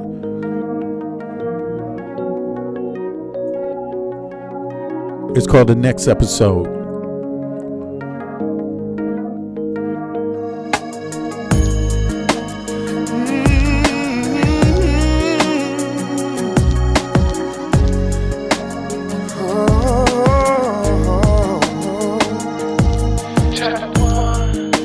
Sitting at home all alone, watching TV, the big screen show. I knock at the door, you're in the right place tonight. Sit back and relax, are you ready for this night? Behind each day, there's a vision of life. Vision of life. Endless rainbows in each other's lives. Coast to coast, where our rivers flow. In your eyes, it's the first episode. God created the heaven and earth. From the womb came a new childbirth. The blackest Caesar that you ever seen. A civilization, a nature coming king. Behind each stage, there's a vision of life. A vision of life. Endless rainbows in each other's lives. In the sky, with a cross window, in your eyes, it's the first episode. Reflections of light. It's the first episode. Shadows cross in the light.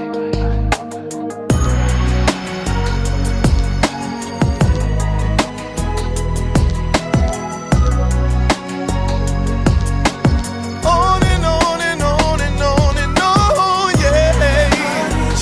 Oh yeah. There's a vision of life.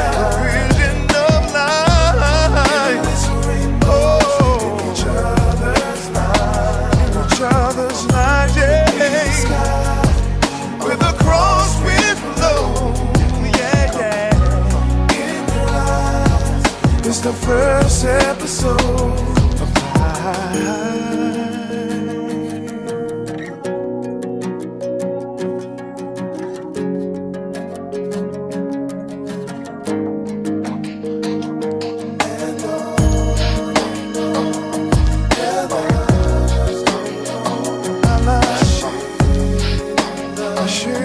Love, yeah.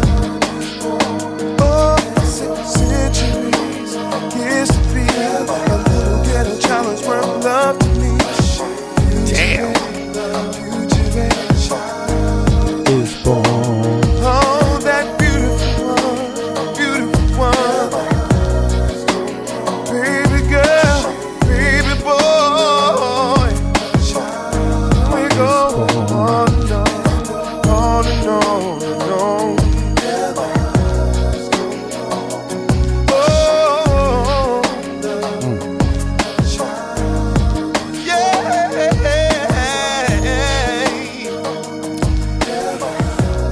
Yeah.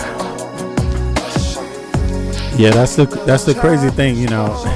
Giant is actually very good at writing, you know, and you know, you can kind of hear the arrangements and everything, and it just makes the vibe even more, you know what I mean? And I'm also really into music arrangements, you know, so I like to hear some changes, subtle changes in the music and everything. But yeah, you know what I'm saying? Giant know how to rock it now, you know, and that's the thing. It's kind of like sweet and sour, you know what I'm saying? Hot and cold, you know. And so Giant, when he plays, he really knows how to tap into that whole other world, you know what I mean? Yeah, he's entertaining, man. And the guy don't even need a mic. Like, he can sing like that. His voice is so strong, he doesn't really need a mic in a small audience. But, you know, obviously you would use one. But I want to play some more. Damn, I'm like, damn. He said vocal tone doesn't. Oh, really? You don't like the vocal tone? It doesn't do it for your ear, huh? Oh, okay. All right. Well, that's interesting. Let's see here. Oh, but you like the composition, the musical composition. Okay, let me see here. A Roka girl says, yes, I was in high school in the 80s, black girl in Brooklyn, and we listened to everything from rap to rock. Yeah, Brooklyn is a fly. You know, I know a little bit about Brooklyn myself. You know, oh my God. You know, Washington Park, Brooklyn, you know what I'm saying? Like DeKalb Avenue, Brooklyn, Fulton Ave, you know what I'm saying, around there. You know, Brooklyn in the 90s, Brooklyn was the place to be. Brooklyn was the place to be, for real. And yeah, Brooklyn was all that, especially with music. You know what I'm saying? Music, a lot of musical people in Brooklyn, downtown Brooklyn, especially in that area. You know what I'm saying? That's all music. You know what I mean? All in a lot of you can't even describe it. I mean, everybody was in Brooklyn. Damn, you know what I'm saying? In the 90s, in the mid 90s, everybody was in Brooklyn that you want to hear. You know what I'm saying? I mean, damn, Roy Ayers was in Brooklyn. You know, that was his little homestead. He made Brooklyn his home. You know what I mean? Or I don't know how many of y'all know Roy Ayers, but Roy Ayers is on the soul tip. Damn. Roy Ayers is the shit. Everybody sampled his stuff, you know. My life, my life, my life, my life in the sunshine. Do do do do do do do do. You know that one. Oh my God, everybody sampled that. But Roy got so many hits. Dooba doo, run, run, run, doom, doom, doom. Dooba doo, run, run, run, doom, doom, doom. Yeah, boy, I grew up in Queens. It was too quiet. Oh, really? Shit, but Brooklyn, they had some bass in the speakers, man. Brooklyn had the funk going on, man. Brooklyn is like on the music tip. I guess when cats go to record in New York, Brooklyn is like the place they like to rent their little apartments and shit and kick back in. You know what I'm saying? So everybody's over there in Brooklyn and more people want to go there when they go to New York. You know, at least in the 90s, maybe a lot of musicians was out there, but not all of them. You know what I'm saying? But should I play one more? Should I play one more of Giant's tracks? You know, I feel like I kind of got off base with the news, but you know, the news is going to be there. And shit, I'm going to be back at some point also But the sad thing is that the news is going to be there, and the news is not the best right now, sadly enough. So maybe I should just play one more giant track because the news is not good. Oh, yeah, you saw Roy Ayers in concert? Yeah, I saw Roy Ayers. Matter of fact, I saw Roy Ayers with Ubiquity in D.C. It was in Northeast, in one of the parks out there in Northeast. Man, they was the Ubiquity. It was Roy Ayers with Ubiquity. Oh my God. First of all, Ubiquity is just a hell of a damn band. You know what I'm saying? There was, it's guys in there, girls in there, people, their musicians was playing like 2-3 different goddamn instruments. They would put one down, pick up another one. You know what I'm saying? Yeah, look, someone is a troll who wrote something really nasty. And it's racist, of course, and that's supposed to be something original or new. So since that's so boring, you know what I mean? You can get that anywhere in the world. It's not intellectual.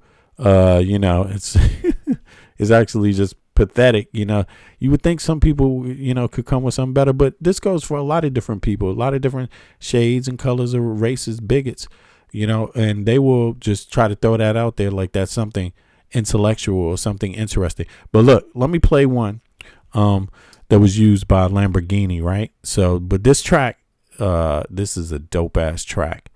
Yeah, but you let me. But this one is this track right here. This was co-produced by Tom Salter. This track right here. Let me see. I don't know if y'all know who Tom Salter is. Tom Salter got a lot of music. It's a huge catalog.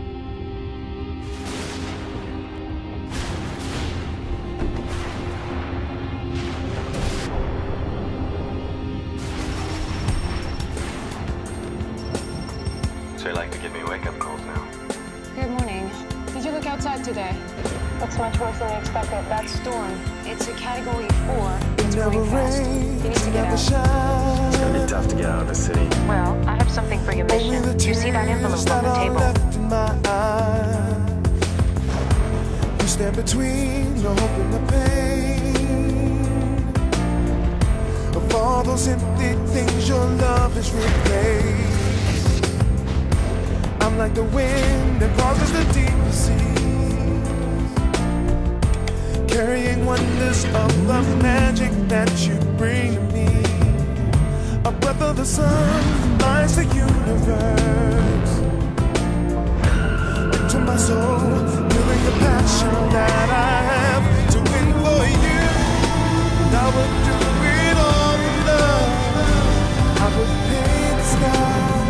Okay, you need to take a different route, not the highway. Through the storm, I would do it all for love. I travel along a smile, just to see you smile forevermore. I would do it all for love.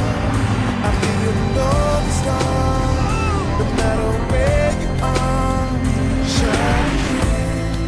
And I would do it all for love.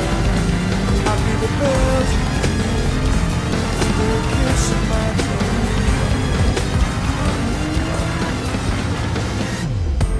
Last time I dreamed until the dawn, clouds like balloons rising with the sun, running out with the stars, gazing in your eyes. I would have never felt this burning desire, like a horse on the field, treading the open ring. A hero's race to the love he wants to marry. I can't deny I'm gonna break the rules. A leap of faith, a state of grace. I'll be with you till the end. I would do it all for love. I would paint the sky. It's gonna be your wings to fly through the storm. I would do it all for love. I travel along the smile, just to see you smile forevermore. I would do it all for love. I'd be your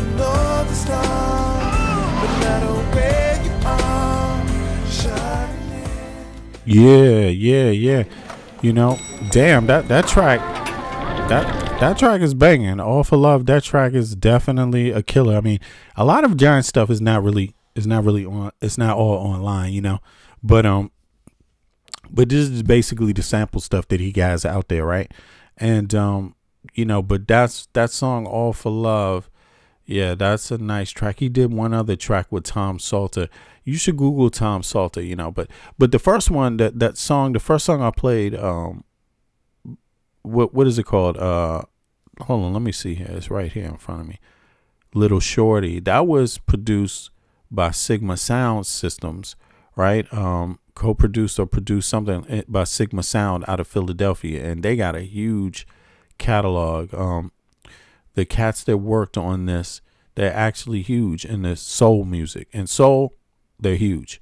You know what I mean? So if you into soul music, that song is like one of their tracks, you know, that they really blessed. You know what I mean? Sigma Sound System out of Philadelphia, they the shit. You know what I'm saying? Like anybody that's they're out of New York, they got a studio in New York too. But everybody know they had two, I think, in New York and also Philly, two you know, studio spots. But I believe they were from Philly. Then they went to New York, something like that. But this one was done in Philly, and you know, it's just, yeah. Sometimes, well, you can hear the difference in the music and when they collaborate together and stuff like that. You know, yeah, I'm kind of losing it a little bit. I'm getting a little tired. But yo, I think I'm gonna be out, y'all. But listen, I appreciate everybody. I know I got off track a little bit, but it is Sunday, and I decided, you know, I need to just, when I started hearing the music, I just realized I need to make it just stick with the music for a little bit, because the news is just crap right now. A lot of bullshit. I wish my country did not elect Donald Trump. There's a lot of people that are having a hard time that voted for Donald Trump and having a hard time admitting they made a bad decision.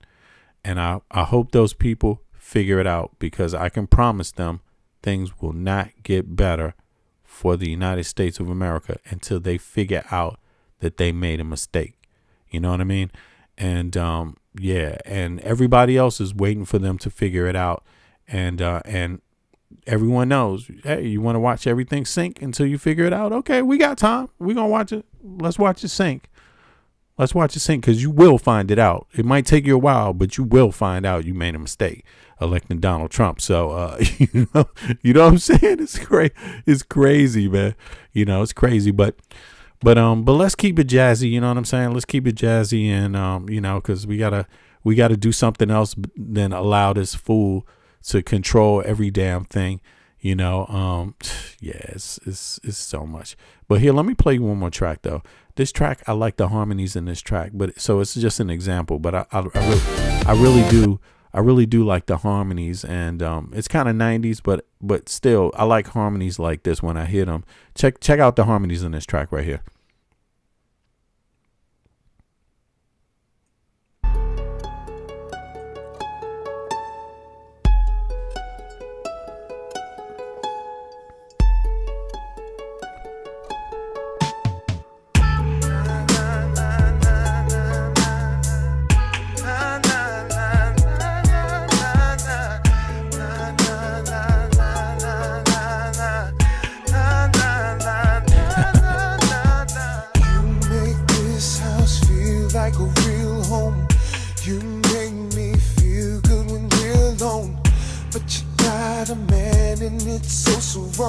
This only happens when we're thinking of love. I can go on this way. You're more than just a friend. You're bringing me up when I'm hustling, girl.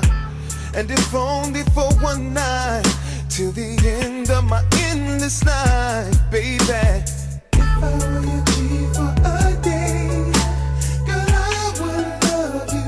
Let me count the ways. One, listen patiently. Two, satisfy all your needs. Make love between these sheets. Four, loving you tenderly. If I were your G for a day, girl, I would love you. Let me count the ways. 5, 6, 7, 8, 9. Girl, I know you got a man, but more than a friend.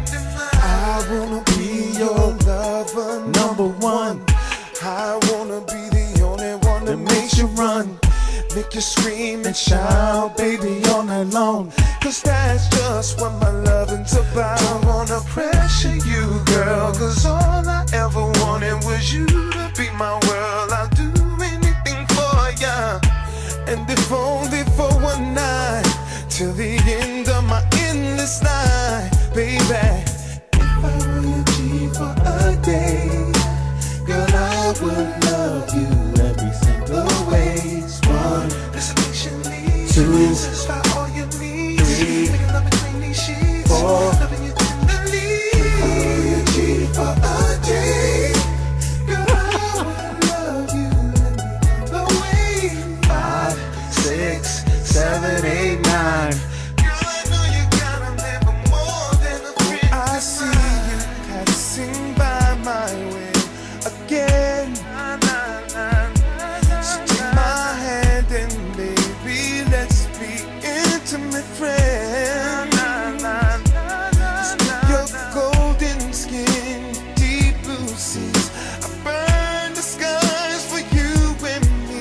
I'm a giant storm for the world to see, and I want you so dangerously, honey. For a day, girl, I would love you every single way. One, this addiction leads. Two, satisfy all your needs. Three, make love between these sheets. Four, loving you tenderly. If I were your G for a day, girl, I would love you every single way. Oh, thanks, Dave. 5, 6, 7, 8, 9.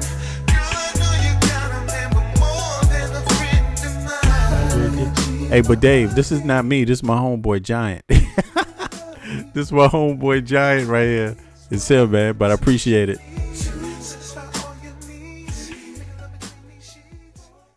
Yeah, you like the keys. Okay. Yeah, you like those. You heard that. I got you. Yeah, you see what I'm saying? Exactly. The arrangements and the keys, you know. And a homeboy that died, he played some keys. He was the dude who played the keys in Giant Storm, the group Giant Storm, right? Giant, he was one half of Giant Storm, but the other guy's name was Storm, and he played some keys. And of course, they recorded a whole, they have their whole album and everything, but then they walked away from the deal after they recorded an entire album, music video, release, everything. They walked away from the whole entire deal. That is crazy. You rarely hear of that. And they had the biggest contract on Palace Records, right? So that was crazy. One of the first group that signed, the biggest contract, and probably the only group that didn't have their music released because they walked away after they recorded everything, because there was something about the publishing that they weren't really cool with, and a couple of other things. But yeah, that's crazy, right? That's a real story. And so they got a whole album. This is not even part of that album. Their album was insane. It was insane. But people that don't know Storm, right? He actually did the keys on this record. You probably know him, and he's singing in the background. People know him. Talking about Brooklyn.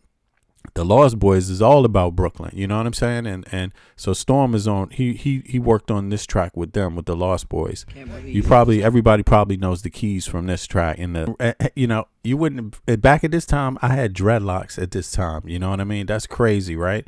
You wouldn't. I guess the people that know me would believe it, because I had dreadlocks for a long time, since like maybe 15, 16. What is it? 16, 17 and on till like maybe my late 20s. You know what I'm saying? But yeah. But the guy who did the keys on this and singing in the background, that's Giant's partner.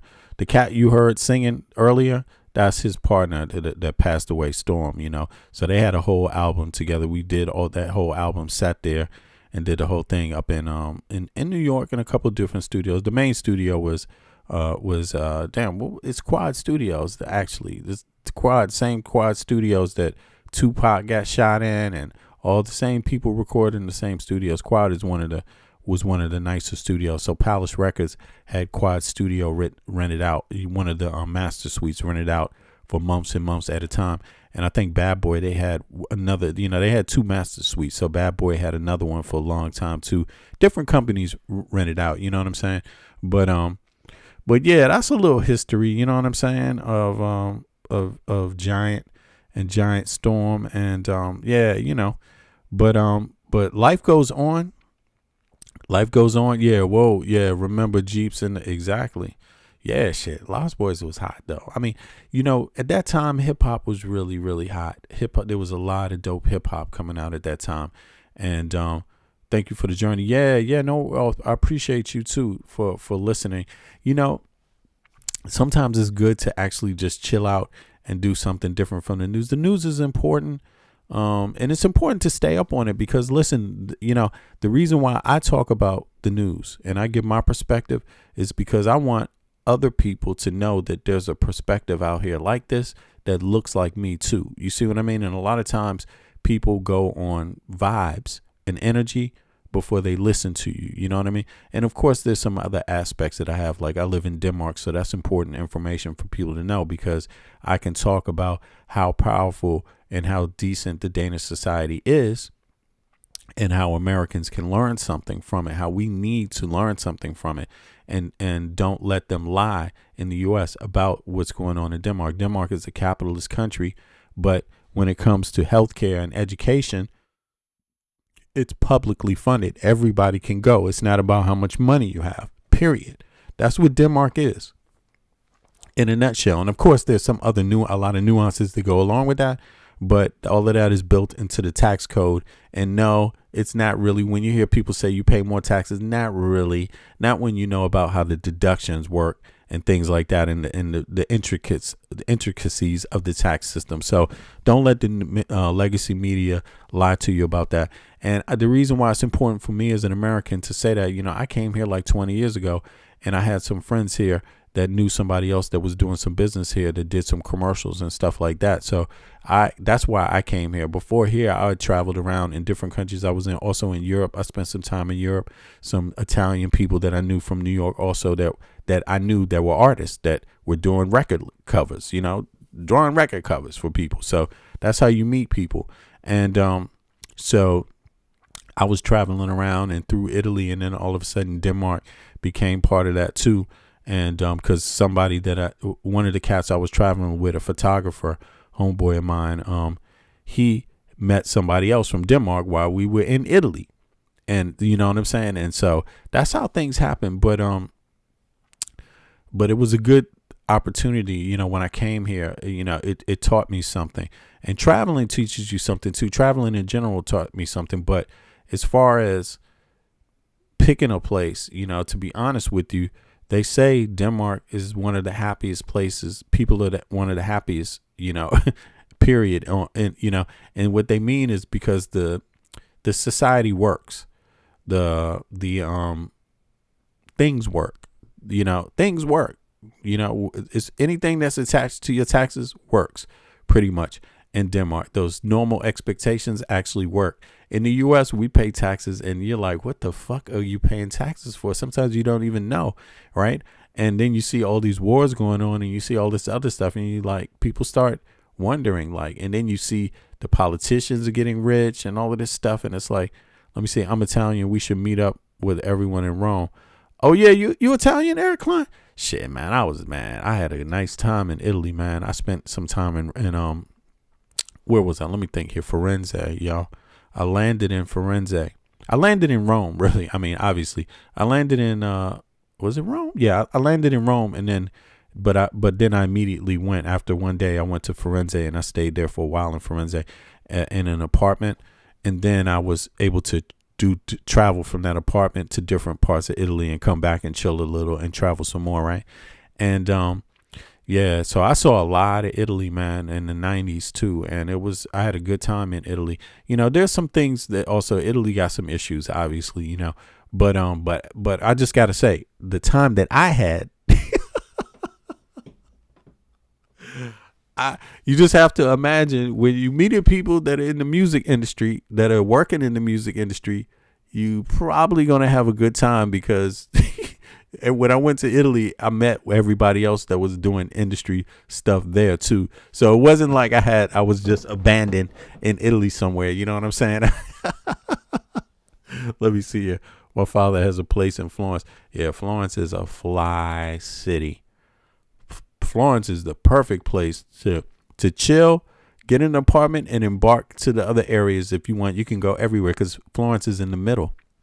So you could go north, south, anything. And I think in reality, I probably saw half of it. In my lifetime, I've easily can say I've seen half of Italy easily. Half of Italy.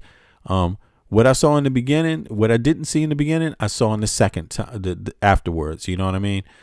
So I've seen a lot of, I've seen probably anything in the center and in the north. I've seen, not all of the south. I haven't seen all of the south. So, but that's just one place. But you know, yeah, Italy, they got people make their own food in every town. I don't know if I said that before here, but in every town they make their own liquor and their own dishes. So you get a different dish in they specialize in their own dishes. You know what I mean? That's crazy, right? When you it's so funny to imagine, but it's true. They specialize in their own dishes in their own towns. In their own liquors in their own town. Sure, you might have let's say the bigger city, Milan might be different. Rome might be different because they're big towns. But once you leave there and you start going to the medium-sized towns, all of them have their own dishes. Some towns could be named after their own dishes and shit. You know, clean food, fresh food. It's all local food in Italy. It's all local food. Yeah, man. That's how Italians be getting down, yo. Everything's coming out of the damn yard, yo, damn near, you know, or somewhere close in the town. Like, it doesn't matter if you eating snails or if you eating anything else. It's coming. A lot of it is coming from that damn town you're eating dinner in, straight up. If you go out and you have some beef, it's coming from that town, you know, and they're going to serve it like that. And you're going to be like, it's going to be like something you haven't tasted in another town. It's going to be unique to that town, you know. Yeah, that's part of Italian culture. It's interesting, you know. It's interesting. So if you've never been to Italy, it's a place I would recommend going, especially you have that cultural side of it, the food, and of course the geography, right? Because of course they have mountains and hills and all of this shit, roundabouts, all that stuff, right? But the historic sites, you know, if you want to see historic sites from, you know, Rome, right? You want to go to Rome, the Citadel is still there. You know what I'm saying? It's being worked on constantly, I guess, but it's still there. A lot of those old, you know, a lot of the architecture from the Renaissance is still there, straight up. It's not even a lot. It's there, you know. Fish on the piazza. Yeah. Potatoes is wonderful. Yeah. So a lot of seafood. Yep. So Rimini and shit. Yeah. Rimini is nice too, man. But if you go there, like, yo, you can go on a history lesson. At least you can see it for yourself, your own eyes. It's more astonishing when you go there, because there's so much to it, especially in terms of the Renaissance, that you may not hear about. But when you get there, you can actually see it for yourself. Like, damn, wow, they were talking about this. I forget, Romeo and Juliet, the story of Romeo and Juliet. What's the guy's castle? They got the castle there where the dude is, where the supposed story happened. I forget the story totally, but I've been there and took a picture in front of the statue of Juliet outside and shit. Othello happened there. The story of Othello, you know what I mean? Denmark got some interesting sites too. But Italy also has a lot, you know what I mean? Yeah, you know what I'm saying? But, Italy has a whole lot of Renaissance, obviously, you know, 10-hour flight to Naples. Yeah. The Colosseum. Yeah. I said Citadel, right? The Colosseum. Exactly. The Colosseum is there. You can see it. I mean, I think it probably helps to know people when you go to Italy. You know what I'm saying? It obviously will help any place you go. It will help if you know people, but they got a lot of Renaissance architecture still there, present and preserved, just everywhere.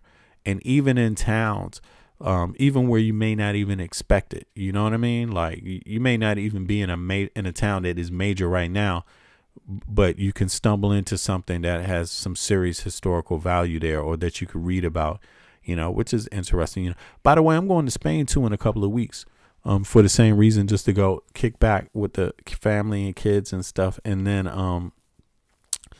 and also go to see some sites. I want to see some of the, I guess you don't call it Renaissance, but they have some, what is it called? Moorish, they have Moorish, what is it? I'm sorry, I'm losing my mind right now. They have, what is it called? It's not a temple. It's not a church. It's not a cathedral. It's not a temple either. Okay. It's not a, they call it a mosque. Yeah. I'm sorry. I'm losing my mind, y'all.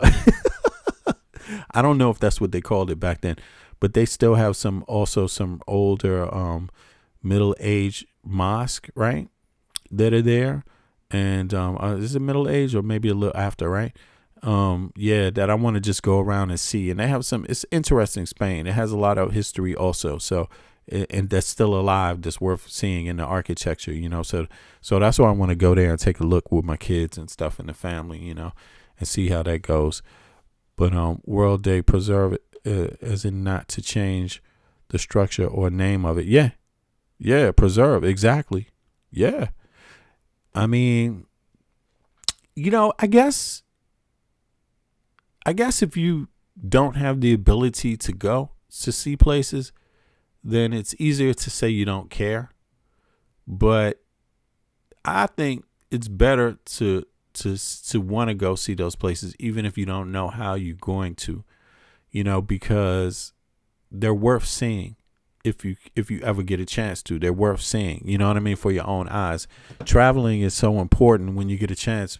Also, it gives you some perspective on where you come from, seeing how other people do things. You don't have to hear it from the news. You get it firsthand, you know what I mean, which is better than hearing it from somebody else, because people can't always explain things to you in a detailed enough way to where you would understand anyway, It's something profound to travel and experience other cultures and other societies. So it can't always be, done in word. Sometimes you just got to experience it for what it is, But yeah, on that note, I think I'm going to be out, y'all. I'm going to check back later on tonight in about, 12? I'm going to check back in 12 hours from now. Exactly. So I wish everybody, yeah, he says, hey, you got the best hash in Spain, huh? Yeah. Let me see here. What am I going? You know what? I'm going to flip back to some of my stuff. I'm going to play some of my music and I'm going to be out.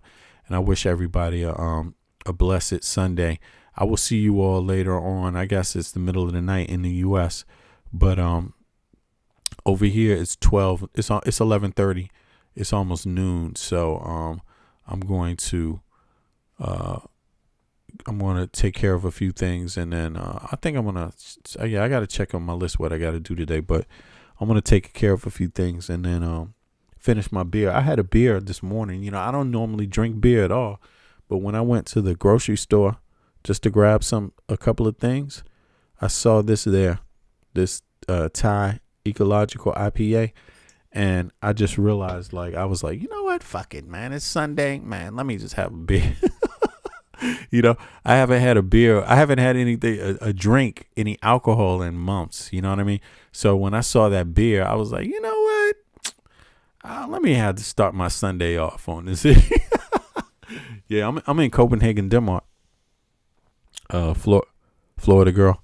Yeah, I'm in Copenhagen, Denmark. Yeah, so you can drink a beer in the morning over here. Nobody's going to bother you. Nobody's going to bother you.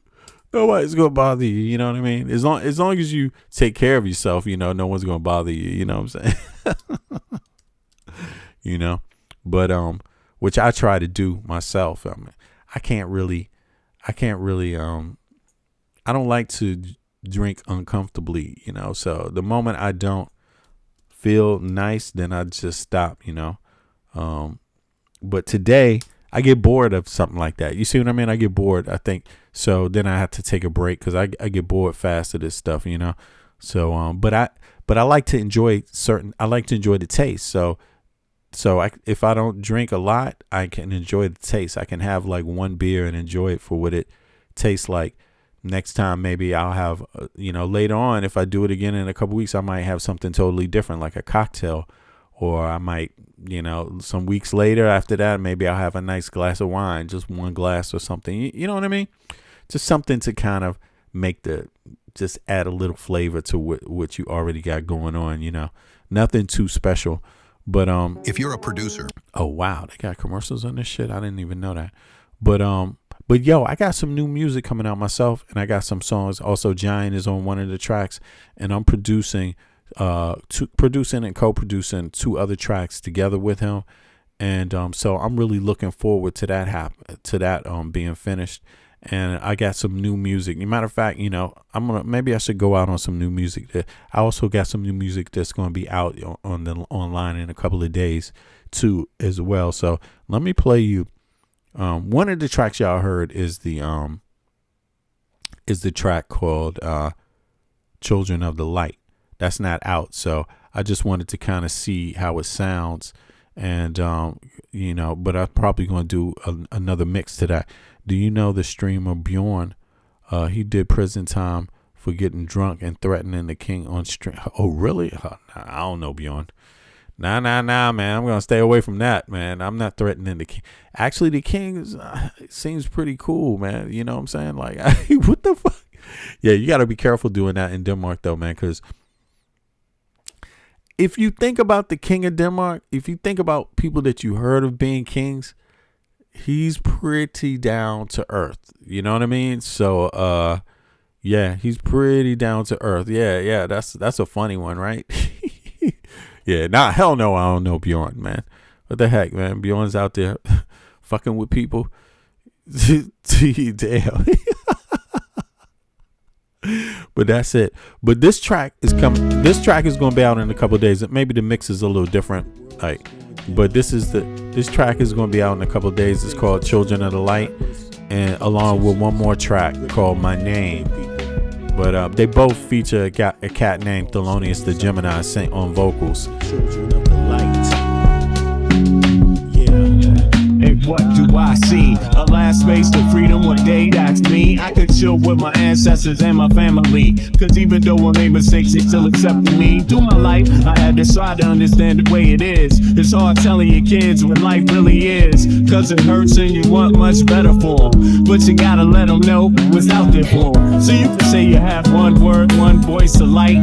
So you can make things right. Cause the times that we live in are no place for humanity. Not you, not me, the human race family. We need to change how we think it's deranged. It's not right putting people in bars. Oh, what's up, Ed? It's messed up cause in our veins the blood's the same. But some got different means, others got different aim. Some want to propagate hate through racism. Others want to sell pussy in the basement. Some settle for drugs, even debasing. But these things in life could never be a replacement for love, understanding, knowledge, and wisdom. Cause only truth tellers make it to the kingdom. Not the kingdom that you drive through in a Rolls Royce, but the place you get to lifting every voice and sing. Talking to the children of the light. It's time to lift your souls high up and fight. There's some doing wrong and they don't know right. When everybody's embracing the light. Talking to the children of the light. It's time to lift your souls high up and fight. There's some doing wrong and they don't know right. When everybody's embracing the light. The earth spirit is broke and decimated. All that bullshit is now outdated.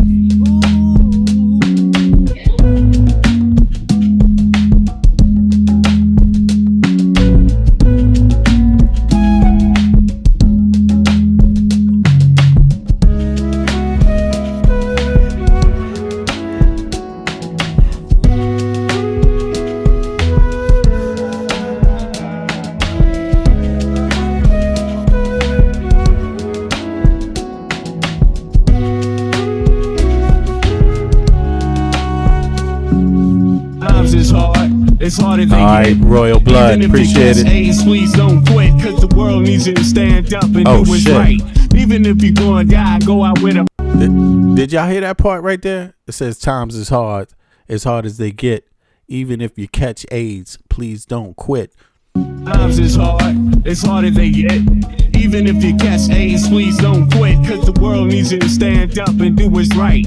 Even if you're gonna die, go out with a fight. God made you to live and God should choose how you die. But if I told you that was the case, it'd be a lie. Cause man-made has been up to no good once again. All of this killing under the guise of government. At this point, I believe it's pure warfare. Some get welfare, others get no care. People feeling the war that's way over there. But don't give a damn about the poor right here. Please, young kids, listen to me, hear me when I say the world ain't right, listen, don't be prey. Stay away from negativity and stay educated. Excel in class and last stay dedicated. And your family, Lord, even if they wrong. Cause the truth could change the whole world if that's strong. Stand up for what's right, don't sit for what's wrong. Help the ones that don't have enough to come along. You can do it, but you can't do it all alone. Every plan in life must have a backbone. So get your shit together and work for you. But don't be another fool with no clue.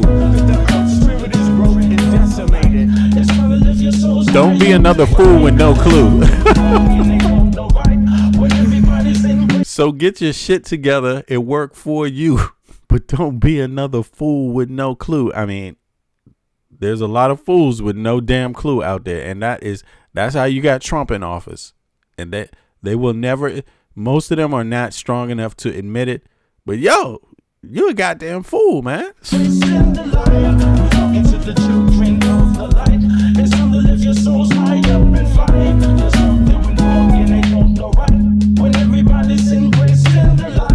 earth spirit is broken and decimated. All that bullshit is now. I can't wait this summer, boy, because when I go out, I'm going to be playing, and I already got a couple of spots where I'm playing at. That's what I'm saying. Anybody in the EU, yo, come send me a message. You can send me a message on distro. You know what I'm saying? And yeah, and anybody outside of the EU, then of course I'm trying to hear from, and maybe we can make some arrangements and things like that. But anybody in the EU, the reason why I say it is because it's not far to get to. The flights from Copenhagen are pretty cheap, so it's pretty easy to get to a place and get a spot. You know what I'm saying? Those kind of accommodations are easy to make. But yeah, I can't wait till this summer. You know what I mean? But this is another track right here. This track is called My Name. I also did this with Thelonious the Gemini on vocals. So you get a chance to hear some of his stuff.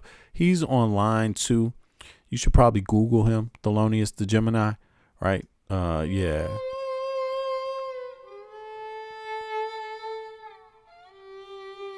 This track is also coming out with the other one in like maybe a week from now. It should be out online. I want them all to know my name. Or is it really just a thing? This type of shit will never change. I want them knowing my name. I want them all to know my name. Or is it really just a thing? This type of shit will never change. I want them screaming my name.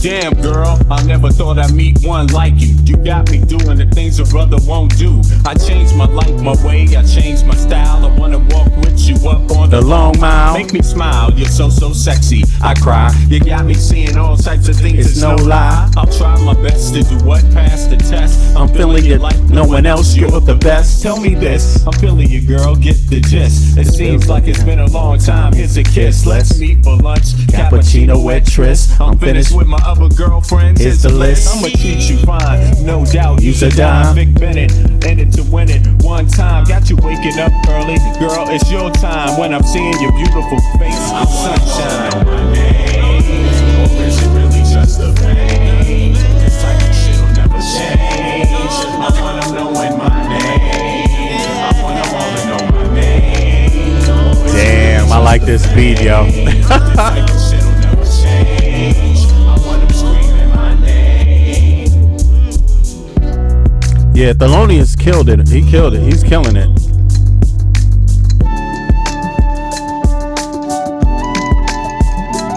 I caught you walking in town, looking brand new. I seen your type before, but here's what I do. I walk up to you and say I like the vibe. You're so fresh. I'm glad I'm alive. No job or talk. Just wanna take a walk, the sweetest girl in town. Can we get down? You're intelligent, independent, heaven sent. I wanna grow old, reminiscing the time we spent. Your hair's so beautiful, it's so great. Your personality's hot, girl, you're not fake. You're so damn fly, I'ma bake you a cake. You take a compliment well, no debate. Come here, boo, I wanna be one with you. There isn't nothing in the world that I wouldn't do. She got game, making love no shame. She's just like me, kid. I wanna know my name. Or is it really just a thing? This type of shit'll never change. I want 'em knowing my name. I want 'em all to know my name. Or is it really just a thing? This type of shit'll never change. I want 'em screaming my name. Let's sit back, take a listen, converse a bit. So yeah, those 2 tracks are coming out. That's another cat, Thelonious the Gemini. You should Google him, check out some of his music. He got a lot of fly music too. So it's like usually when I go out to do my thing, I usually bring one of the vocalists that I rock with. You know what I'm saying, with me, because if you know my music has a lot of vocals in it too. A lot of the parts. So it's better live if you bring a real vocalist with you that can actually help you with the parts, help you with your performance and those parts too. So I figured out a while ago it's easier to do that way, and people like it live, and then the people that are also doing those parts, they can segue and do a little bit of their music too. You know what I'm saying? So yeah, so Thelonious is one of those cats, that I actually did a few different songs with him, and yeah, so Giant's not the only one, and Thelonious is really talented. I mean, you heard his voice. Thelonious is talented. He's a little younger than me and a little younger than Giant too. Maybe about 10 years younger. You could say something like that. But he's out in New York, by the way. Thelonious the Gemini is out in New York. Yeah, he's a Harlem. He's a New Yorker, right? So he's from uptown, right? So yeah, so he you should Google him. Matter of fact, should I just go and play some of his shit? Let me see here. Some here. Let me look this shit up real quick. Let me see. Hold on. Thelonious. Am I spelling it right?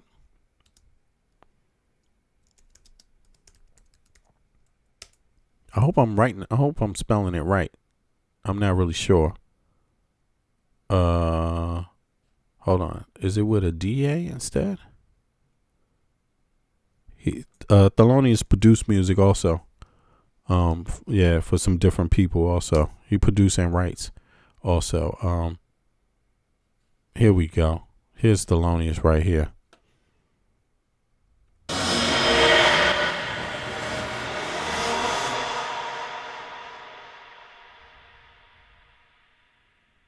Oh, what? That's all this shit? Hold on. Let me see. Maybe I didn't get the right track. Is there more? Let me see here.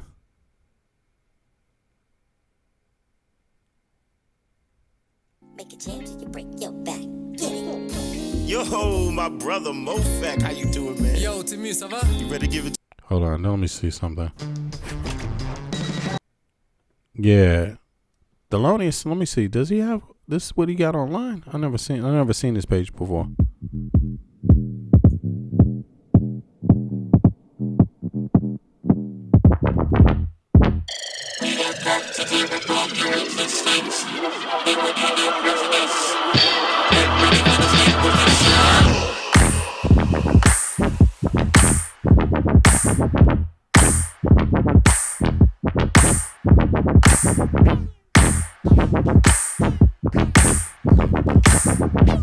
All right, here we go. All right, let me see something here. I'm trying to get something with his vocals on it.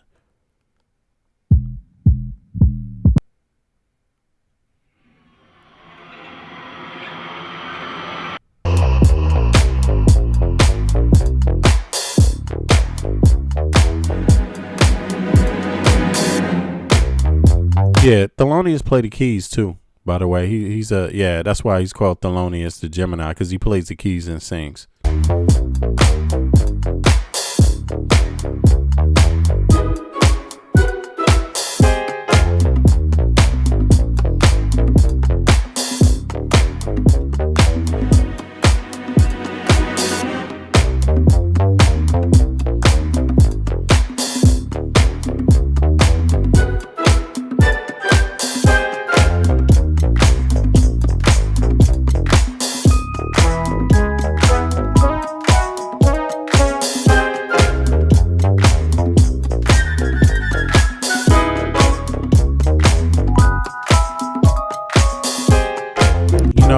it's actually funny because I got a lot of his music that's not even online. That's what's so funny.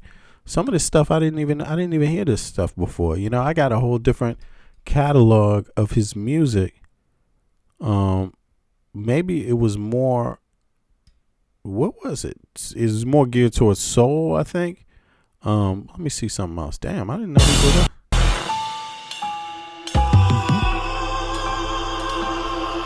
Yeah, I like this though. Yeah, you know what I'm saying?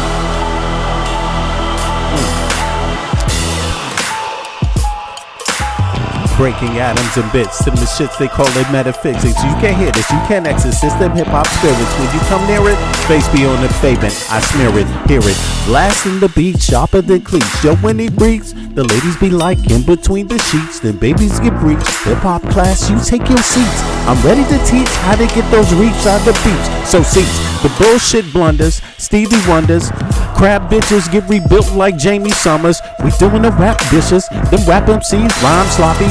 Say the original, they ain't even carbon copies, yo. They make monopolies about it, they throw out shit. They biting on my like it was their mama's tit. Their styles wig to the maximus. Those in dust and God we trust. I think they like riding the bus, and they don't know how.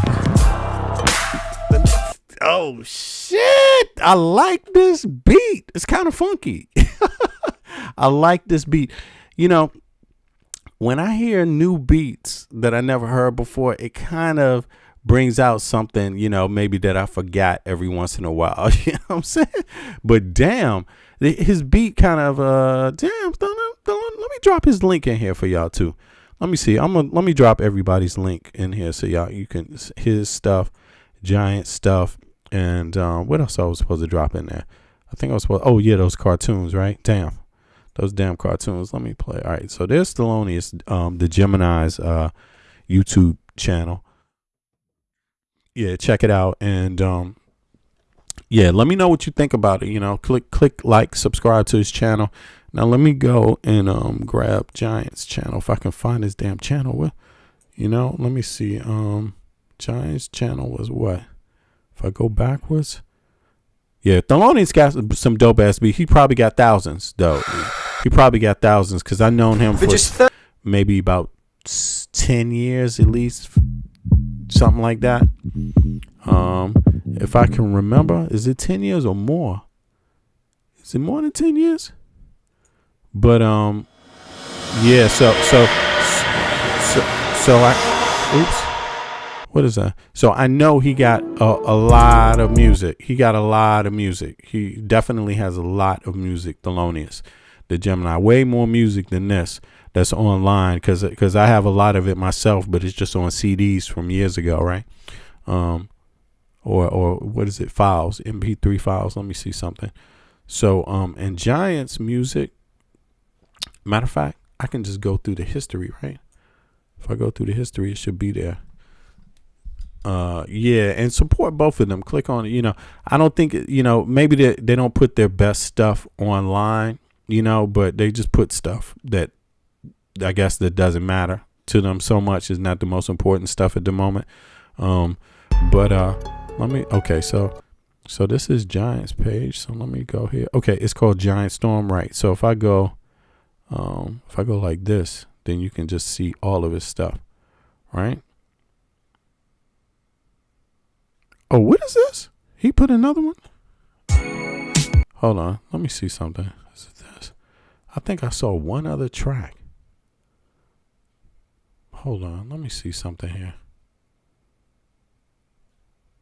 If I go like this.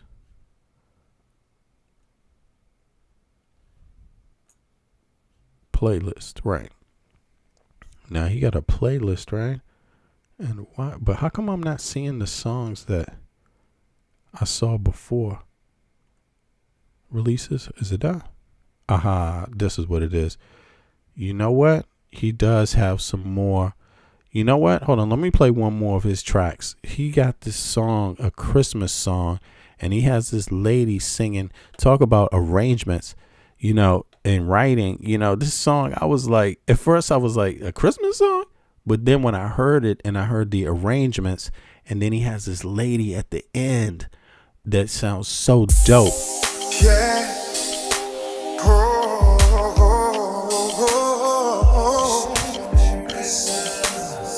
Yo, if you know who he wrote this song with, Adam Gazzola, you know, as a matter of fact, Adam's Italian, Eric. He's out of Brooklyn too. Adam is out of Brooklyn, man. Yo, and Adam is huge. He's a huge master mixer. You know what I mean? And guitarist. You know, he played on a lot of tracks, guitars, but he's a huge master mixer. He mixed a lot of tracks. But this is Adam. He did this track with Adam right here.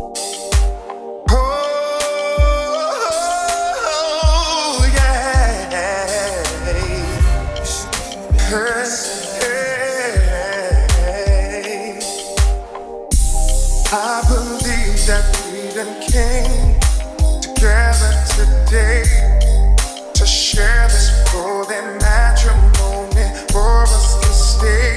Now I will say I do, you will say it. Together we will be all that we were meant to be. Girl, you make me smile, you make me sing.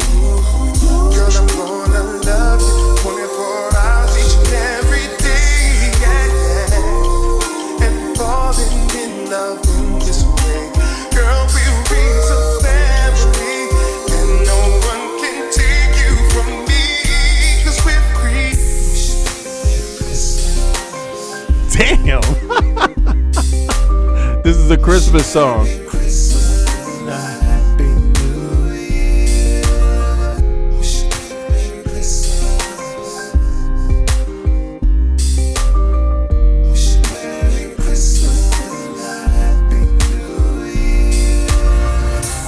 Kinda reminds me of your sin as we lie in bed, and you wake up in the morning, the sun is shining on your head, yeah. Girl, I'm something like the Mary James.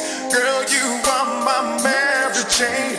Girl, you make me feel alright. Girl, you make my heart sing.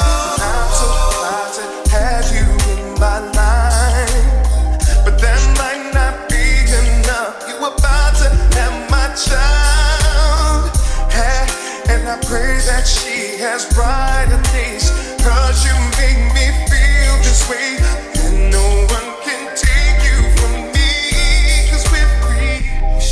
Merry Christmas. Merry Christmas.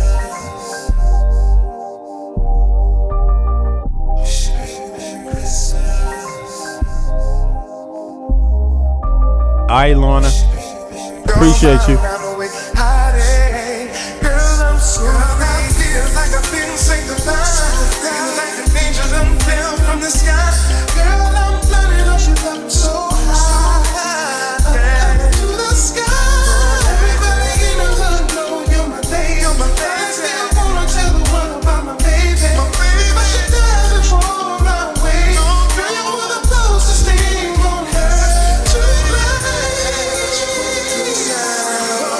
Now check out the chick singing right here.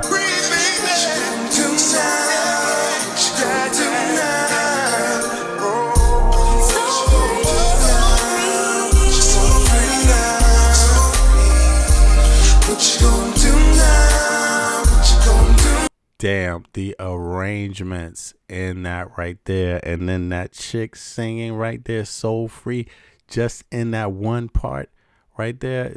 I mean, you know, damn.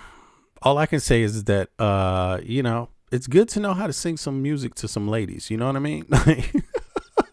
That because look, there's a lot of dudes out there that don't. It's a lot of dudes out there that don't know how to connect with the ladies at this point.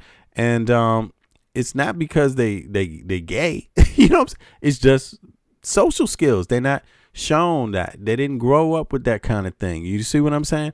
And somebody in the chat, I said, look, you can't see the comment, but someone wrote, it's a troll, obviously. Someone wrote, that sounds so gay. Yeah, because, you know, you don't know how to connect with women, dude. Like, to you, that sounds gay, huh? Yeah, okay. A dude expressing himself to a woman sounds gay to you. See how the times change? That's weird, but that's what it is. But but listen to this. Listen to this. How that arrangement. And again, this is Adam Gazzola. He's featured on this on the guitar, and I think he mixed this too. I think he mixed this. Maybe did he co-produce this too? Something like that. But in any case, he got a couple of tracks with I've heard with Adam. And yo, you want to see Adam? Matter of fact, let me pull up Adam's resume here. Let's see here. Just for people to know who he is, because maybe you don't know and you might want to know. You know what I'm saying? Let's see here. Let's go over to this. Sometimes I take stuff like this for granted, and I forget to pull up some of the information for people, right? Let me see here.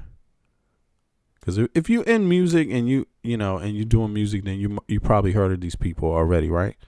But let me pull up his resume. See here. Where's his resume at? Damn, he got all this social media.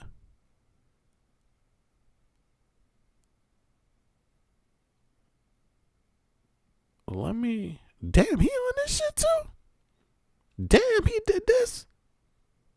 You see this? Damn, I didn't know he did the damn, what's this rap group called right here? Shit, Third Base. I didn't know that, but he mixed a lot of people's stuff. So, let me go to this real quick.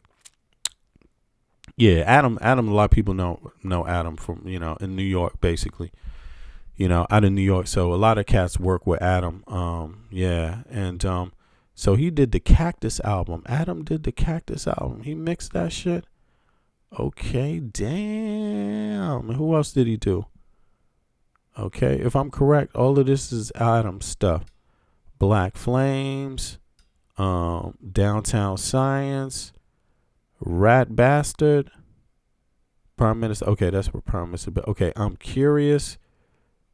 Damn, he did that I'm Curious track. God damn. Saturday Night Fever, Lords of Brooklyn. Yeah. Shame and the Professor. Bring Your Whole Crew, DMX. He makes that. Divine. More DMX. Eve. You know what I'm saying? So that's the guy that's playing the guitar and mixed this other track. He mixed these tracks too. So, you know what I'm saying? Like, let's hear this one more time just for people to know. Yeah, this is a damn Christmas song. I was like, is there a video version of this? Let me see here. Yeah, you said as a woman, if you sent this song, you'd be feeling. I mean, people are from different time periods. You know what I'm saying? I grew up in the 70s, so I know what it's like to hear people playing just two people playing folk guitars, sitting in circles, singing songs with a bunch of people. You know what I'm saying? So my family did. My father knew how to play the guitar, folk guitar, and so he was a fine artist, but he was also in the military, and he also was an activist. But in those days, being hip, playing the guitar just meant you was hip. You know how to play the guitar. You know how to sing. So my pops could sing and play the guitar, right? Just on request. You know what I mean? That's what him and his buddies used to do. That's what they did back then. You know what I mean? At the very least, right? At the very least, and they would sing a lot of blues songs. You know what I'm saying? You can do that with guitars, with folk guitars. You know what I mean? Saturday Night Fish Fry, they was rocking, dun, dun, dun, they was rocking. I mean, I remember my pops and his buddy, they used to play their guitar and they used to kill those songs, man, just live in the room, you know what I'm saying? No equipment. But, singing is something that this new generation seems as soft. But me, I think it's something wrong with you there, man. You need to check in on yourself and visit that place where you can be masculine and vulnerable. You know what I'm saying? At the same time, that's what that is. That's what this is right here. You see what I mean? It's masculine, vulnerable. You know what I mean? And let me rock this shit one more time. But by the way, this is Adam who mixed this, and he played the guitar on it too. So Adam, this is his resume. Adam Gorgonzola, this is his resume. You see that? Adam Gazzola, Italian, out of Brooklyn, New York. This is his resume. Same guy who mixed this. This is his resume right here. So I'm gonna drop that in the chat for you. You can peep that if you want. Yeah, I would suggest you do it if you're into music. You know what I'm saying? And because I'm into music, and you know, it's good to have catalogs and know who's working on what. You know what I mean? Out there. If you into music, if you're into making music, look, LL Cool J, he mixed that record for LL. God damn, I didn't know that. Shit, he mixed some of Noah's shit too. You know, Ari, so some little cornball came in here. That sounds gay. Yeah, motherfucker, I know. You just wait till I get my hands on your ass and see how you like it then. You know what I'm saying? Wait until Giant grab your ass up and jack your ass up against the wall and shit. You know what I'm saying? Like, I'm gonna tell you a story right now. A New York story. Me and Giant, coming out of a party in Manhattan. It was a music industry party. Just music executives and artists, up on a rooftop in Manhattan. On a brownstone rooftop, so it's not a huge rooftop. You know what I'm saying? It's not a skyscraper rooftop, this one, but it was a nice one, right? And we were just leaving the party. You know what I'm saying? I don't even know. We were just leaving the party, had some drinks, was having fun, wilding out. This is when we was recording a record and everything, so we were going to a lot of parties like this every once in a while, right? And so we were just wilding out regular. We come out of the party. We coming down the stairs. It's like maybe 5 flights of stairs, you know, coming down. And I guess we were making too much noise. And somebody called the goddamn police. Somebody called the goddamn police on us. And because I guess they thought there was 2 dudes fighting. We was just laughing and having fun. Coming down, you know, we was just being crazy, I guess. And we came outside. And we was in where were we in Manhattan? Maybe in the 20s, no, 14s, something, I don't know. Somewhere in Manhattan, I can't remember. It was downtown though, and we came out, and all of a sudden, this taxi came riding up the road real fast and pulled up on the sidewalk where we were, like just drove up on the sidewalk. So it was some undercovers, right? But at the time, we didn't know that, and I jumped right out of the way, and Giant jumped right on the roof and kicked the windshield in. And kicked the windshield in. And it turns out later, the dude afterwards pulled out a gun and said, "Freeze."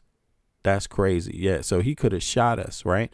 But we were just reacting to a crazy ass cab driver. We didn't know undercover cops got down like that in New York. He didn't identify himself. So we got locked up and spent like 2 days going through whatever that process is down in New York. You know, it take a couple of days to get out of there. But luckily we had a lawyer and everything, and they could get us out. It was on Saturday we got out. So we didn't have to stay the whole weekend, right? We didn't have to go anywhere. But yeah, that's a real story. So, you know, Giant is about, I'm 6'1". Giant is about what, 6'5"? You know what I'm saying? That's why they call him Giant, about 6'5", 6'6". You know what I mean? He'll stomp a mud hole in your ass. You know what I'm saying? And Storm, he's shorter than both of us, but he will whip your goddamn ass. That's why they call him Storm. He will whip your goddamn ass. That dude will jump up on your ass fast as hell and teach you a lesson. You know what I'm saying? So I'm like, I don't know who you think you're dealing with all of that, man. You think singing is soft. Yeah, okay, these dudes will whip your goddamn ass, man. So keep it real, you know. You want to be foul about it. But in any case, you know, you got to be able to control your anger. But some people got big mouths, you know, and then they, you know. So this is the dude they don't like. They think this sounds funny. Funny. Okay, here we go. Yeah. Let's play it back one more time for the ladies. Come on, ladies. Come on, say ow. Say ow.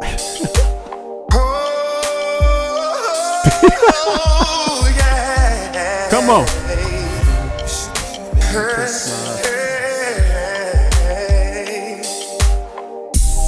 I believe that freedom came together today to share this world.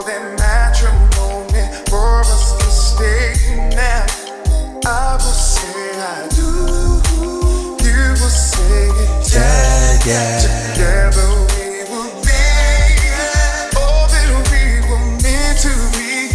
Girl, you make me smile, you make me sing. Girl, I'm gonna love you 24 hours each and every day. And falling in love in this way. Girl, we'll raise a family, and no one can take you from me, 'cause we're free.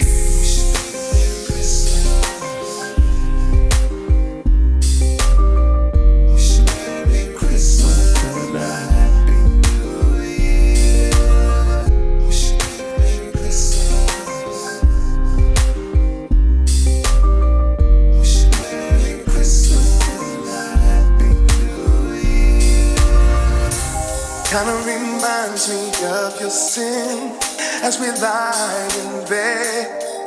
And you wake up in the morning, the sun is shining on your head, yeah. Girl, I'm something like the Mary James. Girl, you are my Mary Jane. Girl, you make me feel alright. Girl, you make my heart sing.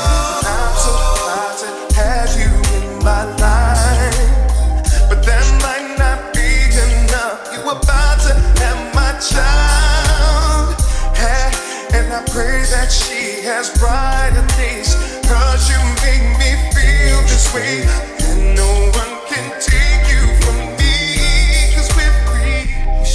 Merry Christmas. Merry Christmas. I love the way it goes out though. Damn. And this lady just sings for this one little part. Oh my God. Girl, I'm so happy. Feels like I've been sanctified. Feels like an angel done fell from the sky. Girl, I'm flooded up, you up so high to the sky. Everybody in the hood know you're my lady, you're my lady. I still wanna tell the world about my baby, my baby. But she died before I wait. Girl, you were the closest thing. Yeah, Eric, you crazy, man.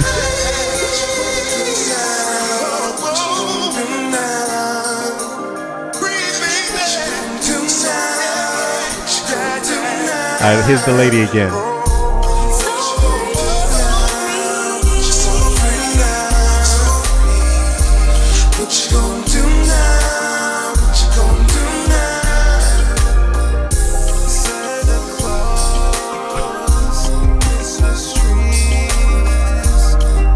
Santa Claus Industries. Damn! Hold on, let me hear this shit again.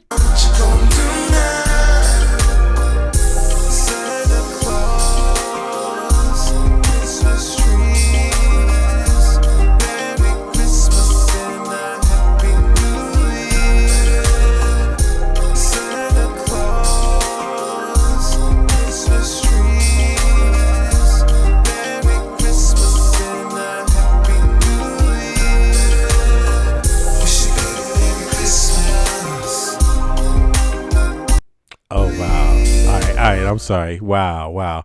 You know, damn, that song is so it's a Christmas song, but it's interesting. Hey, so let me ask y'all, how many of y'all heard this dude right here, this Nigerian guy? Have you all seen any of his videos? He got some of the most crazy videos. I don't know where he got this idea, but he's making fun of being Nigerian and American, and he's making fun of like just maybe some Nigerian mindset. It is hilarious. It is hilarious. You got to check this dude out. If you haven't seen Daryl Vega, this shit is crazy. I don't know how many millions of followers he got, but he is huge on YouTube right now. You should check his shit out if you want some laughs for real. But all right, folks, that's enough. I'm gonna be out. I appreciate everybody again for showing up. And I know I got a little off record. You know, I did something different today, but it's because the news is going to be there every day. And sometimes you got to go in a different direction. You know, things don't always you don't always have to bang on the same thing for progress to happen. You know what I mean? The same lousy shit is going to be here tomorrow. So we may as well supplement it with something else sometimes, you know. So on that note, I'm out. I'm gonna catch up with everybody. Let me see something. Can I play this track real quick on the way out? Yeah, there we go. I'm gonna catch up with everybody later. I appreciate everybody. Y'all be good, all right? Eric, I saw your crazy ass comment, man. You wild, yo. I can't even say what he said. He said, put your hands up, drop your pants, and spread your cheek. Damn, Richard Pryor. Damn, Richard Pryor said that? Well, yeah, that's Richard for you. But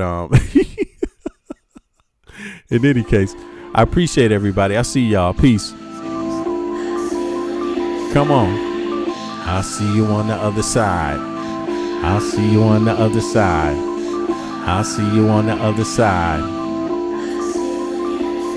They want war, crime babies looking for food, starvation, the recipe, people subdued. When the people you trust got it in for you, deceit is the word of the day, and every crew don't let it go. It's from the days of old. Time is up, but some still do not know. Trying to make up my mind, is it worth the dime? It will have to take a minute just to make it mine. Life's never fair, but don't listen to the TV. Go out and take a listen to the streets, with the people in the slums and the homeless moms, with degrees and degrees sitting under a tree. It's not easy in the world for the poor man, the one that brought you to reality. See, they don't want you to know about the black sheep. Even 7 rows to the 12 families all around the globe with an ancient code. Is it really asking a lot to say a death old? Cause we sitting on the earth looking back at extinct, and I'm standing on some ground that's about to sink. I ain't scared for a minute, I ain't about to blink, but I documented for the world what I see and think. Feel we on the call and up and we on the break. All Congress gonna do is waste paper and ink. Vote or die, you voted and you'll die. You can have it both ways, can't say it's a lie. You can march all you want, but they playing you wrong. They only understand war, it's the same old song. They want war, all they really want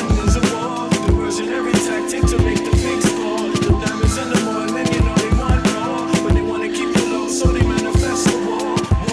All they really want is a war. Diversionary tactic to make the big score. The diamonds in the morning, you know they want more, but they wanna keep it low, so they manifest the war. Like the lotus coming out of the mud with colors, I create envy in those with power but jealous. I unify the poor with my song, the hell with the others. Descended the way they treat indigenous brothers, cause I understand we link forever. They try to hate us even though that we keep it together. I'm not talking about controlling the air or the weather. I'm talking about maintaining the truth, the high endeavor. A rebel drops bombs in the midst of trouble. The free world counterattack and now there's double. But nature gets the shit in a way to settle. If you stop the machines for a minute, you might hear, but they won't, cause the TV's whisper in the ear. And capitalism has eyes that don't dare, and they cloud up and get crazy and won't stare. And like an ad, it's hard to get an ass to listen. Living like this is like living in prison. It's hard to keep hope when you're living in prison. The spiritual thoughts, so yes, the mental prison. The outside, yes, it's got to get through. Something's gotta die, so something here can live. Your life is nothing if you got nothing to give. Keeping the spiritual, yes, disguise is religion.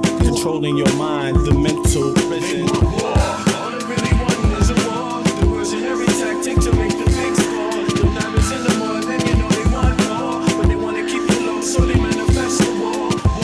All they really want is a war. Diversionary tactic to make the big score. The diamonds in the morning, you know they want more, but they wanna keep it low, so they manifest the war.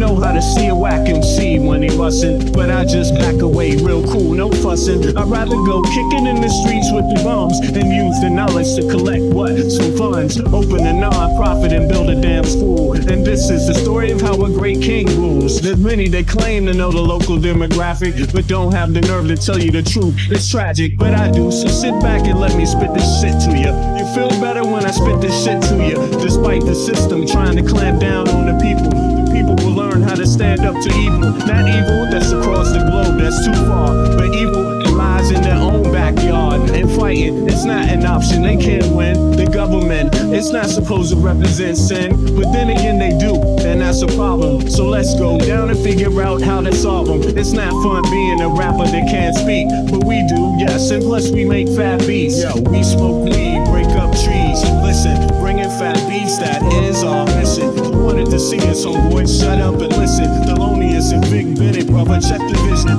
Mentalities of different realities. Enter the Star Trek room when you hear the boom. I be the Walkman with the super bass. Automatic stop, yes, stereo cassette player. With the delayer, freaky lyrical sprayer. Extraterrestrial rhyme sayer. I be the poetical VIC/master of the ceremony. Tenderoni, won't you come step with me? I'm on a historical journey. Kinda like Sigourney. Implore me to represent the attorney that represents my niggas, go figure. It's the card, they call me Uncle Bigger. Niggas love your blunts, down your liquors. I be the parallel to the fiction. You're fixated on this brother's nature. Relaxed behavior, I might save your change. Flip it, rearrange the whole concept. You was good for all your brain. Insane, psychotic, neurotic, black onyx, and hooked on phonics. Just atomic, it bleeds like a bonnet. Cut with the Asiatic, they all up on it. Rhyme static with the Bugatti type of skill. You wonder, is this nigga Vic really for real? It's still, but only necessary in the berry. I'm milk like dairy, they quite contrary. That's scary, but I'm a dog in the prairie. I scurry to grab my bones and just bury.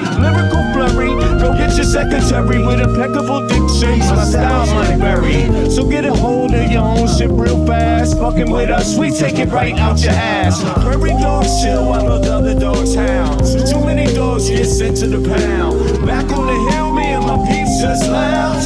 Prairie dogs, we keep it on the down. Splatter, don't like gun splatter. We try to climb the ladder, wicked men get better. They make it like splatter, but it really don't matter. Cause you know we coming back to our sons and our daughters. Father, him the one who protects ya, and the mother, she will never neglect ya. Through divine nature, the people respect ya, and in this way I deliver my lecture.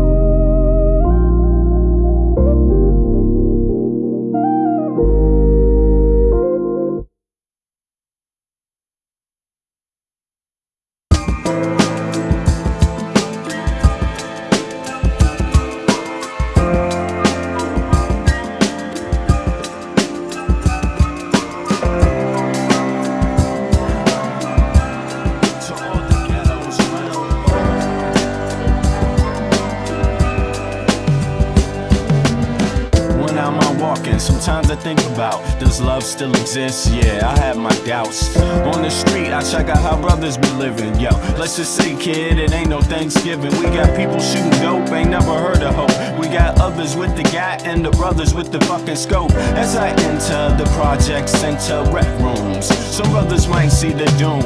I see my nigga Paulo, fat pockets of papes. He knows the neighborhood biddies with all the dopest shapes. They go Drallo with the blowout fro. He's got a gat, ayo yo niggas gots to go.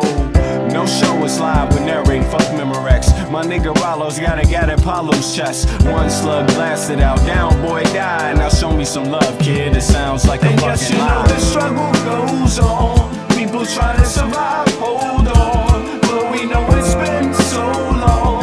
Pain without a limit, so wrong. Sometimes I think how the world come to this, a place where every man and woman needs a therapist. Mass confusion, people living in delusion, justify all the bullshit through the Constitution. Meanwhile, the masses struggle to survive. I think we're too busy to hear our people's cries. Singles mothers struggle to raise families. Genocide committed through famine and disease. I wonder if these things will ever cease to exist. I know it could if we cease and desist. Giving all the power to the industrialists, giving all our power to the damn commercialists. They see us just as being sheep in this world, that want us to do what we're told like boys and girls. Oh God, I wanna live another day so I can help provide equality And this yes, you know day. the struggle goes on. People trying to survive, hold on. But we know it's been so long. Pain without a limit, so wrong. Everybody round the globe, open up your earlobe, your third eye, and then decipher the code. Through knowledge, understanding, then bring love into the concept instead of bling bling. Truth instead of biased educational methods, twisting, contorting God's message of love for every human being. Listen, motherfucker, don't you hear the screams? It's time to do much more than talk, debate, and spread hate. We need to think and at the same time investigate, understand what our actions may create. Before continuing the cycle we procreate, we can clone humans, but at the same time we can't feed humans. The future of man is actually looming. It's really depressing, it's true. And yes, you know the struggle goes on. People trying to survive, hold on. But we know it's been so long. Pain without a limit, so wrong.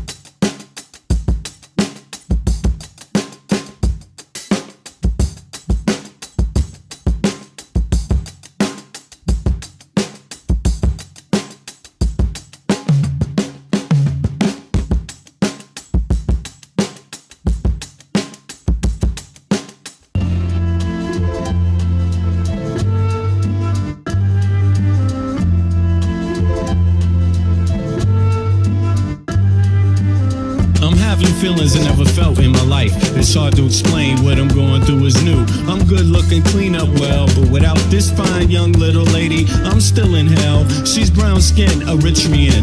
Love every second and the time that we spend. We're good friends, there's no need to pretend. The way she walks and moves her hips, those smooth curves, I just love to kiss. It's Sunday morning, make her breakfast in bed, bring her a latte and chill up in the spread, and manifest all the thoughts in my head. The comforter of my life. You know what? She may not know it. I want her to be my wife. It was my fondest wish to stay the night. She's doing fine on her own, about to buy a home. Me, I'm working out some shit, but I've grown. I'm working hard to keep things right. Focus on my music so we can have a life outside of the system and the bright lights. She feeds me juice and curry when I'm hungry. Caress me on my body, it feels lovely. A lot of pain that I took on in my life, I need you to make it right. Need you to make it right. The feelings I'm feeling, it's real in my life. I know you're something special, want you to be my wife. All I need to know is will you treat me right. I wanna make love tonight. The feelings I'm feeling, it's real in my life. I know you're something special, want you to be my wife. All I need to know is will you treat me right. I wanna make love tonight. Brown eyes, caramel skin, beautiful face, where do I begin? Your hips, they keep making me excited. Your breasts, just how I like it. If you're the key to my life, then will you be there for me? All I'm asking is, will you trust in me? It's complicated, but I wanna do it right. If we keep true to the love, we can make life. Your destiny is to be with me. I'm waiting for you to be one with me. Your soulmate, I would do anything for you. Baby girl, it's you I adore. Word life, you are my life. I won't deal with nothing that's trife. We're gonna spend all our time together, me and you, girl, forever. The feelings I'm feeling is real in my life. I know you're something special, want you to be my wife. All I need to know is will you treat me right? I wanna make love tonight. The feelings I'm feeling is real in my life. I know you're something special, want you to be my wife. All I need to know is will you treat me right? I'm running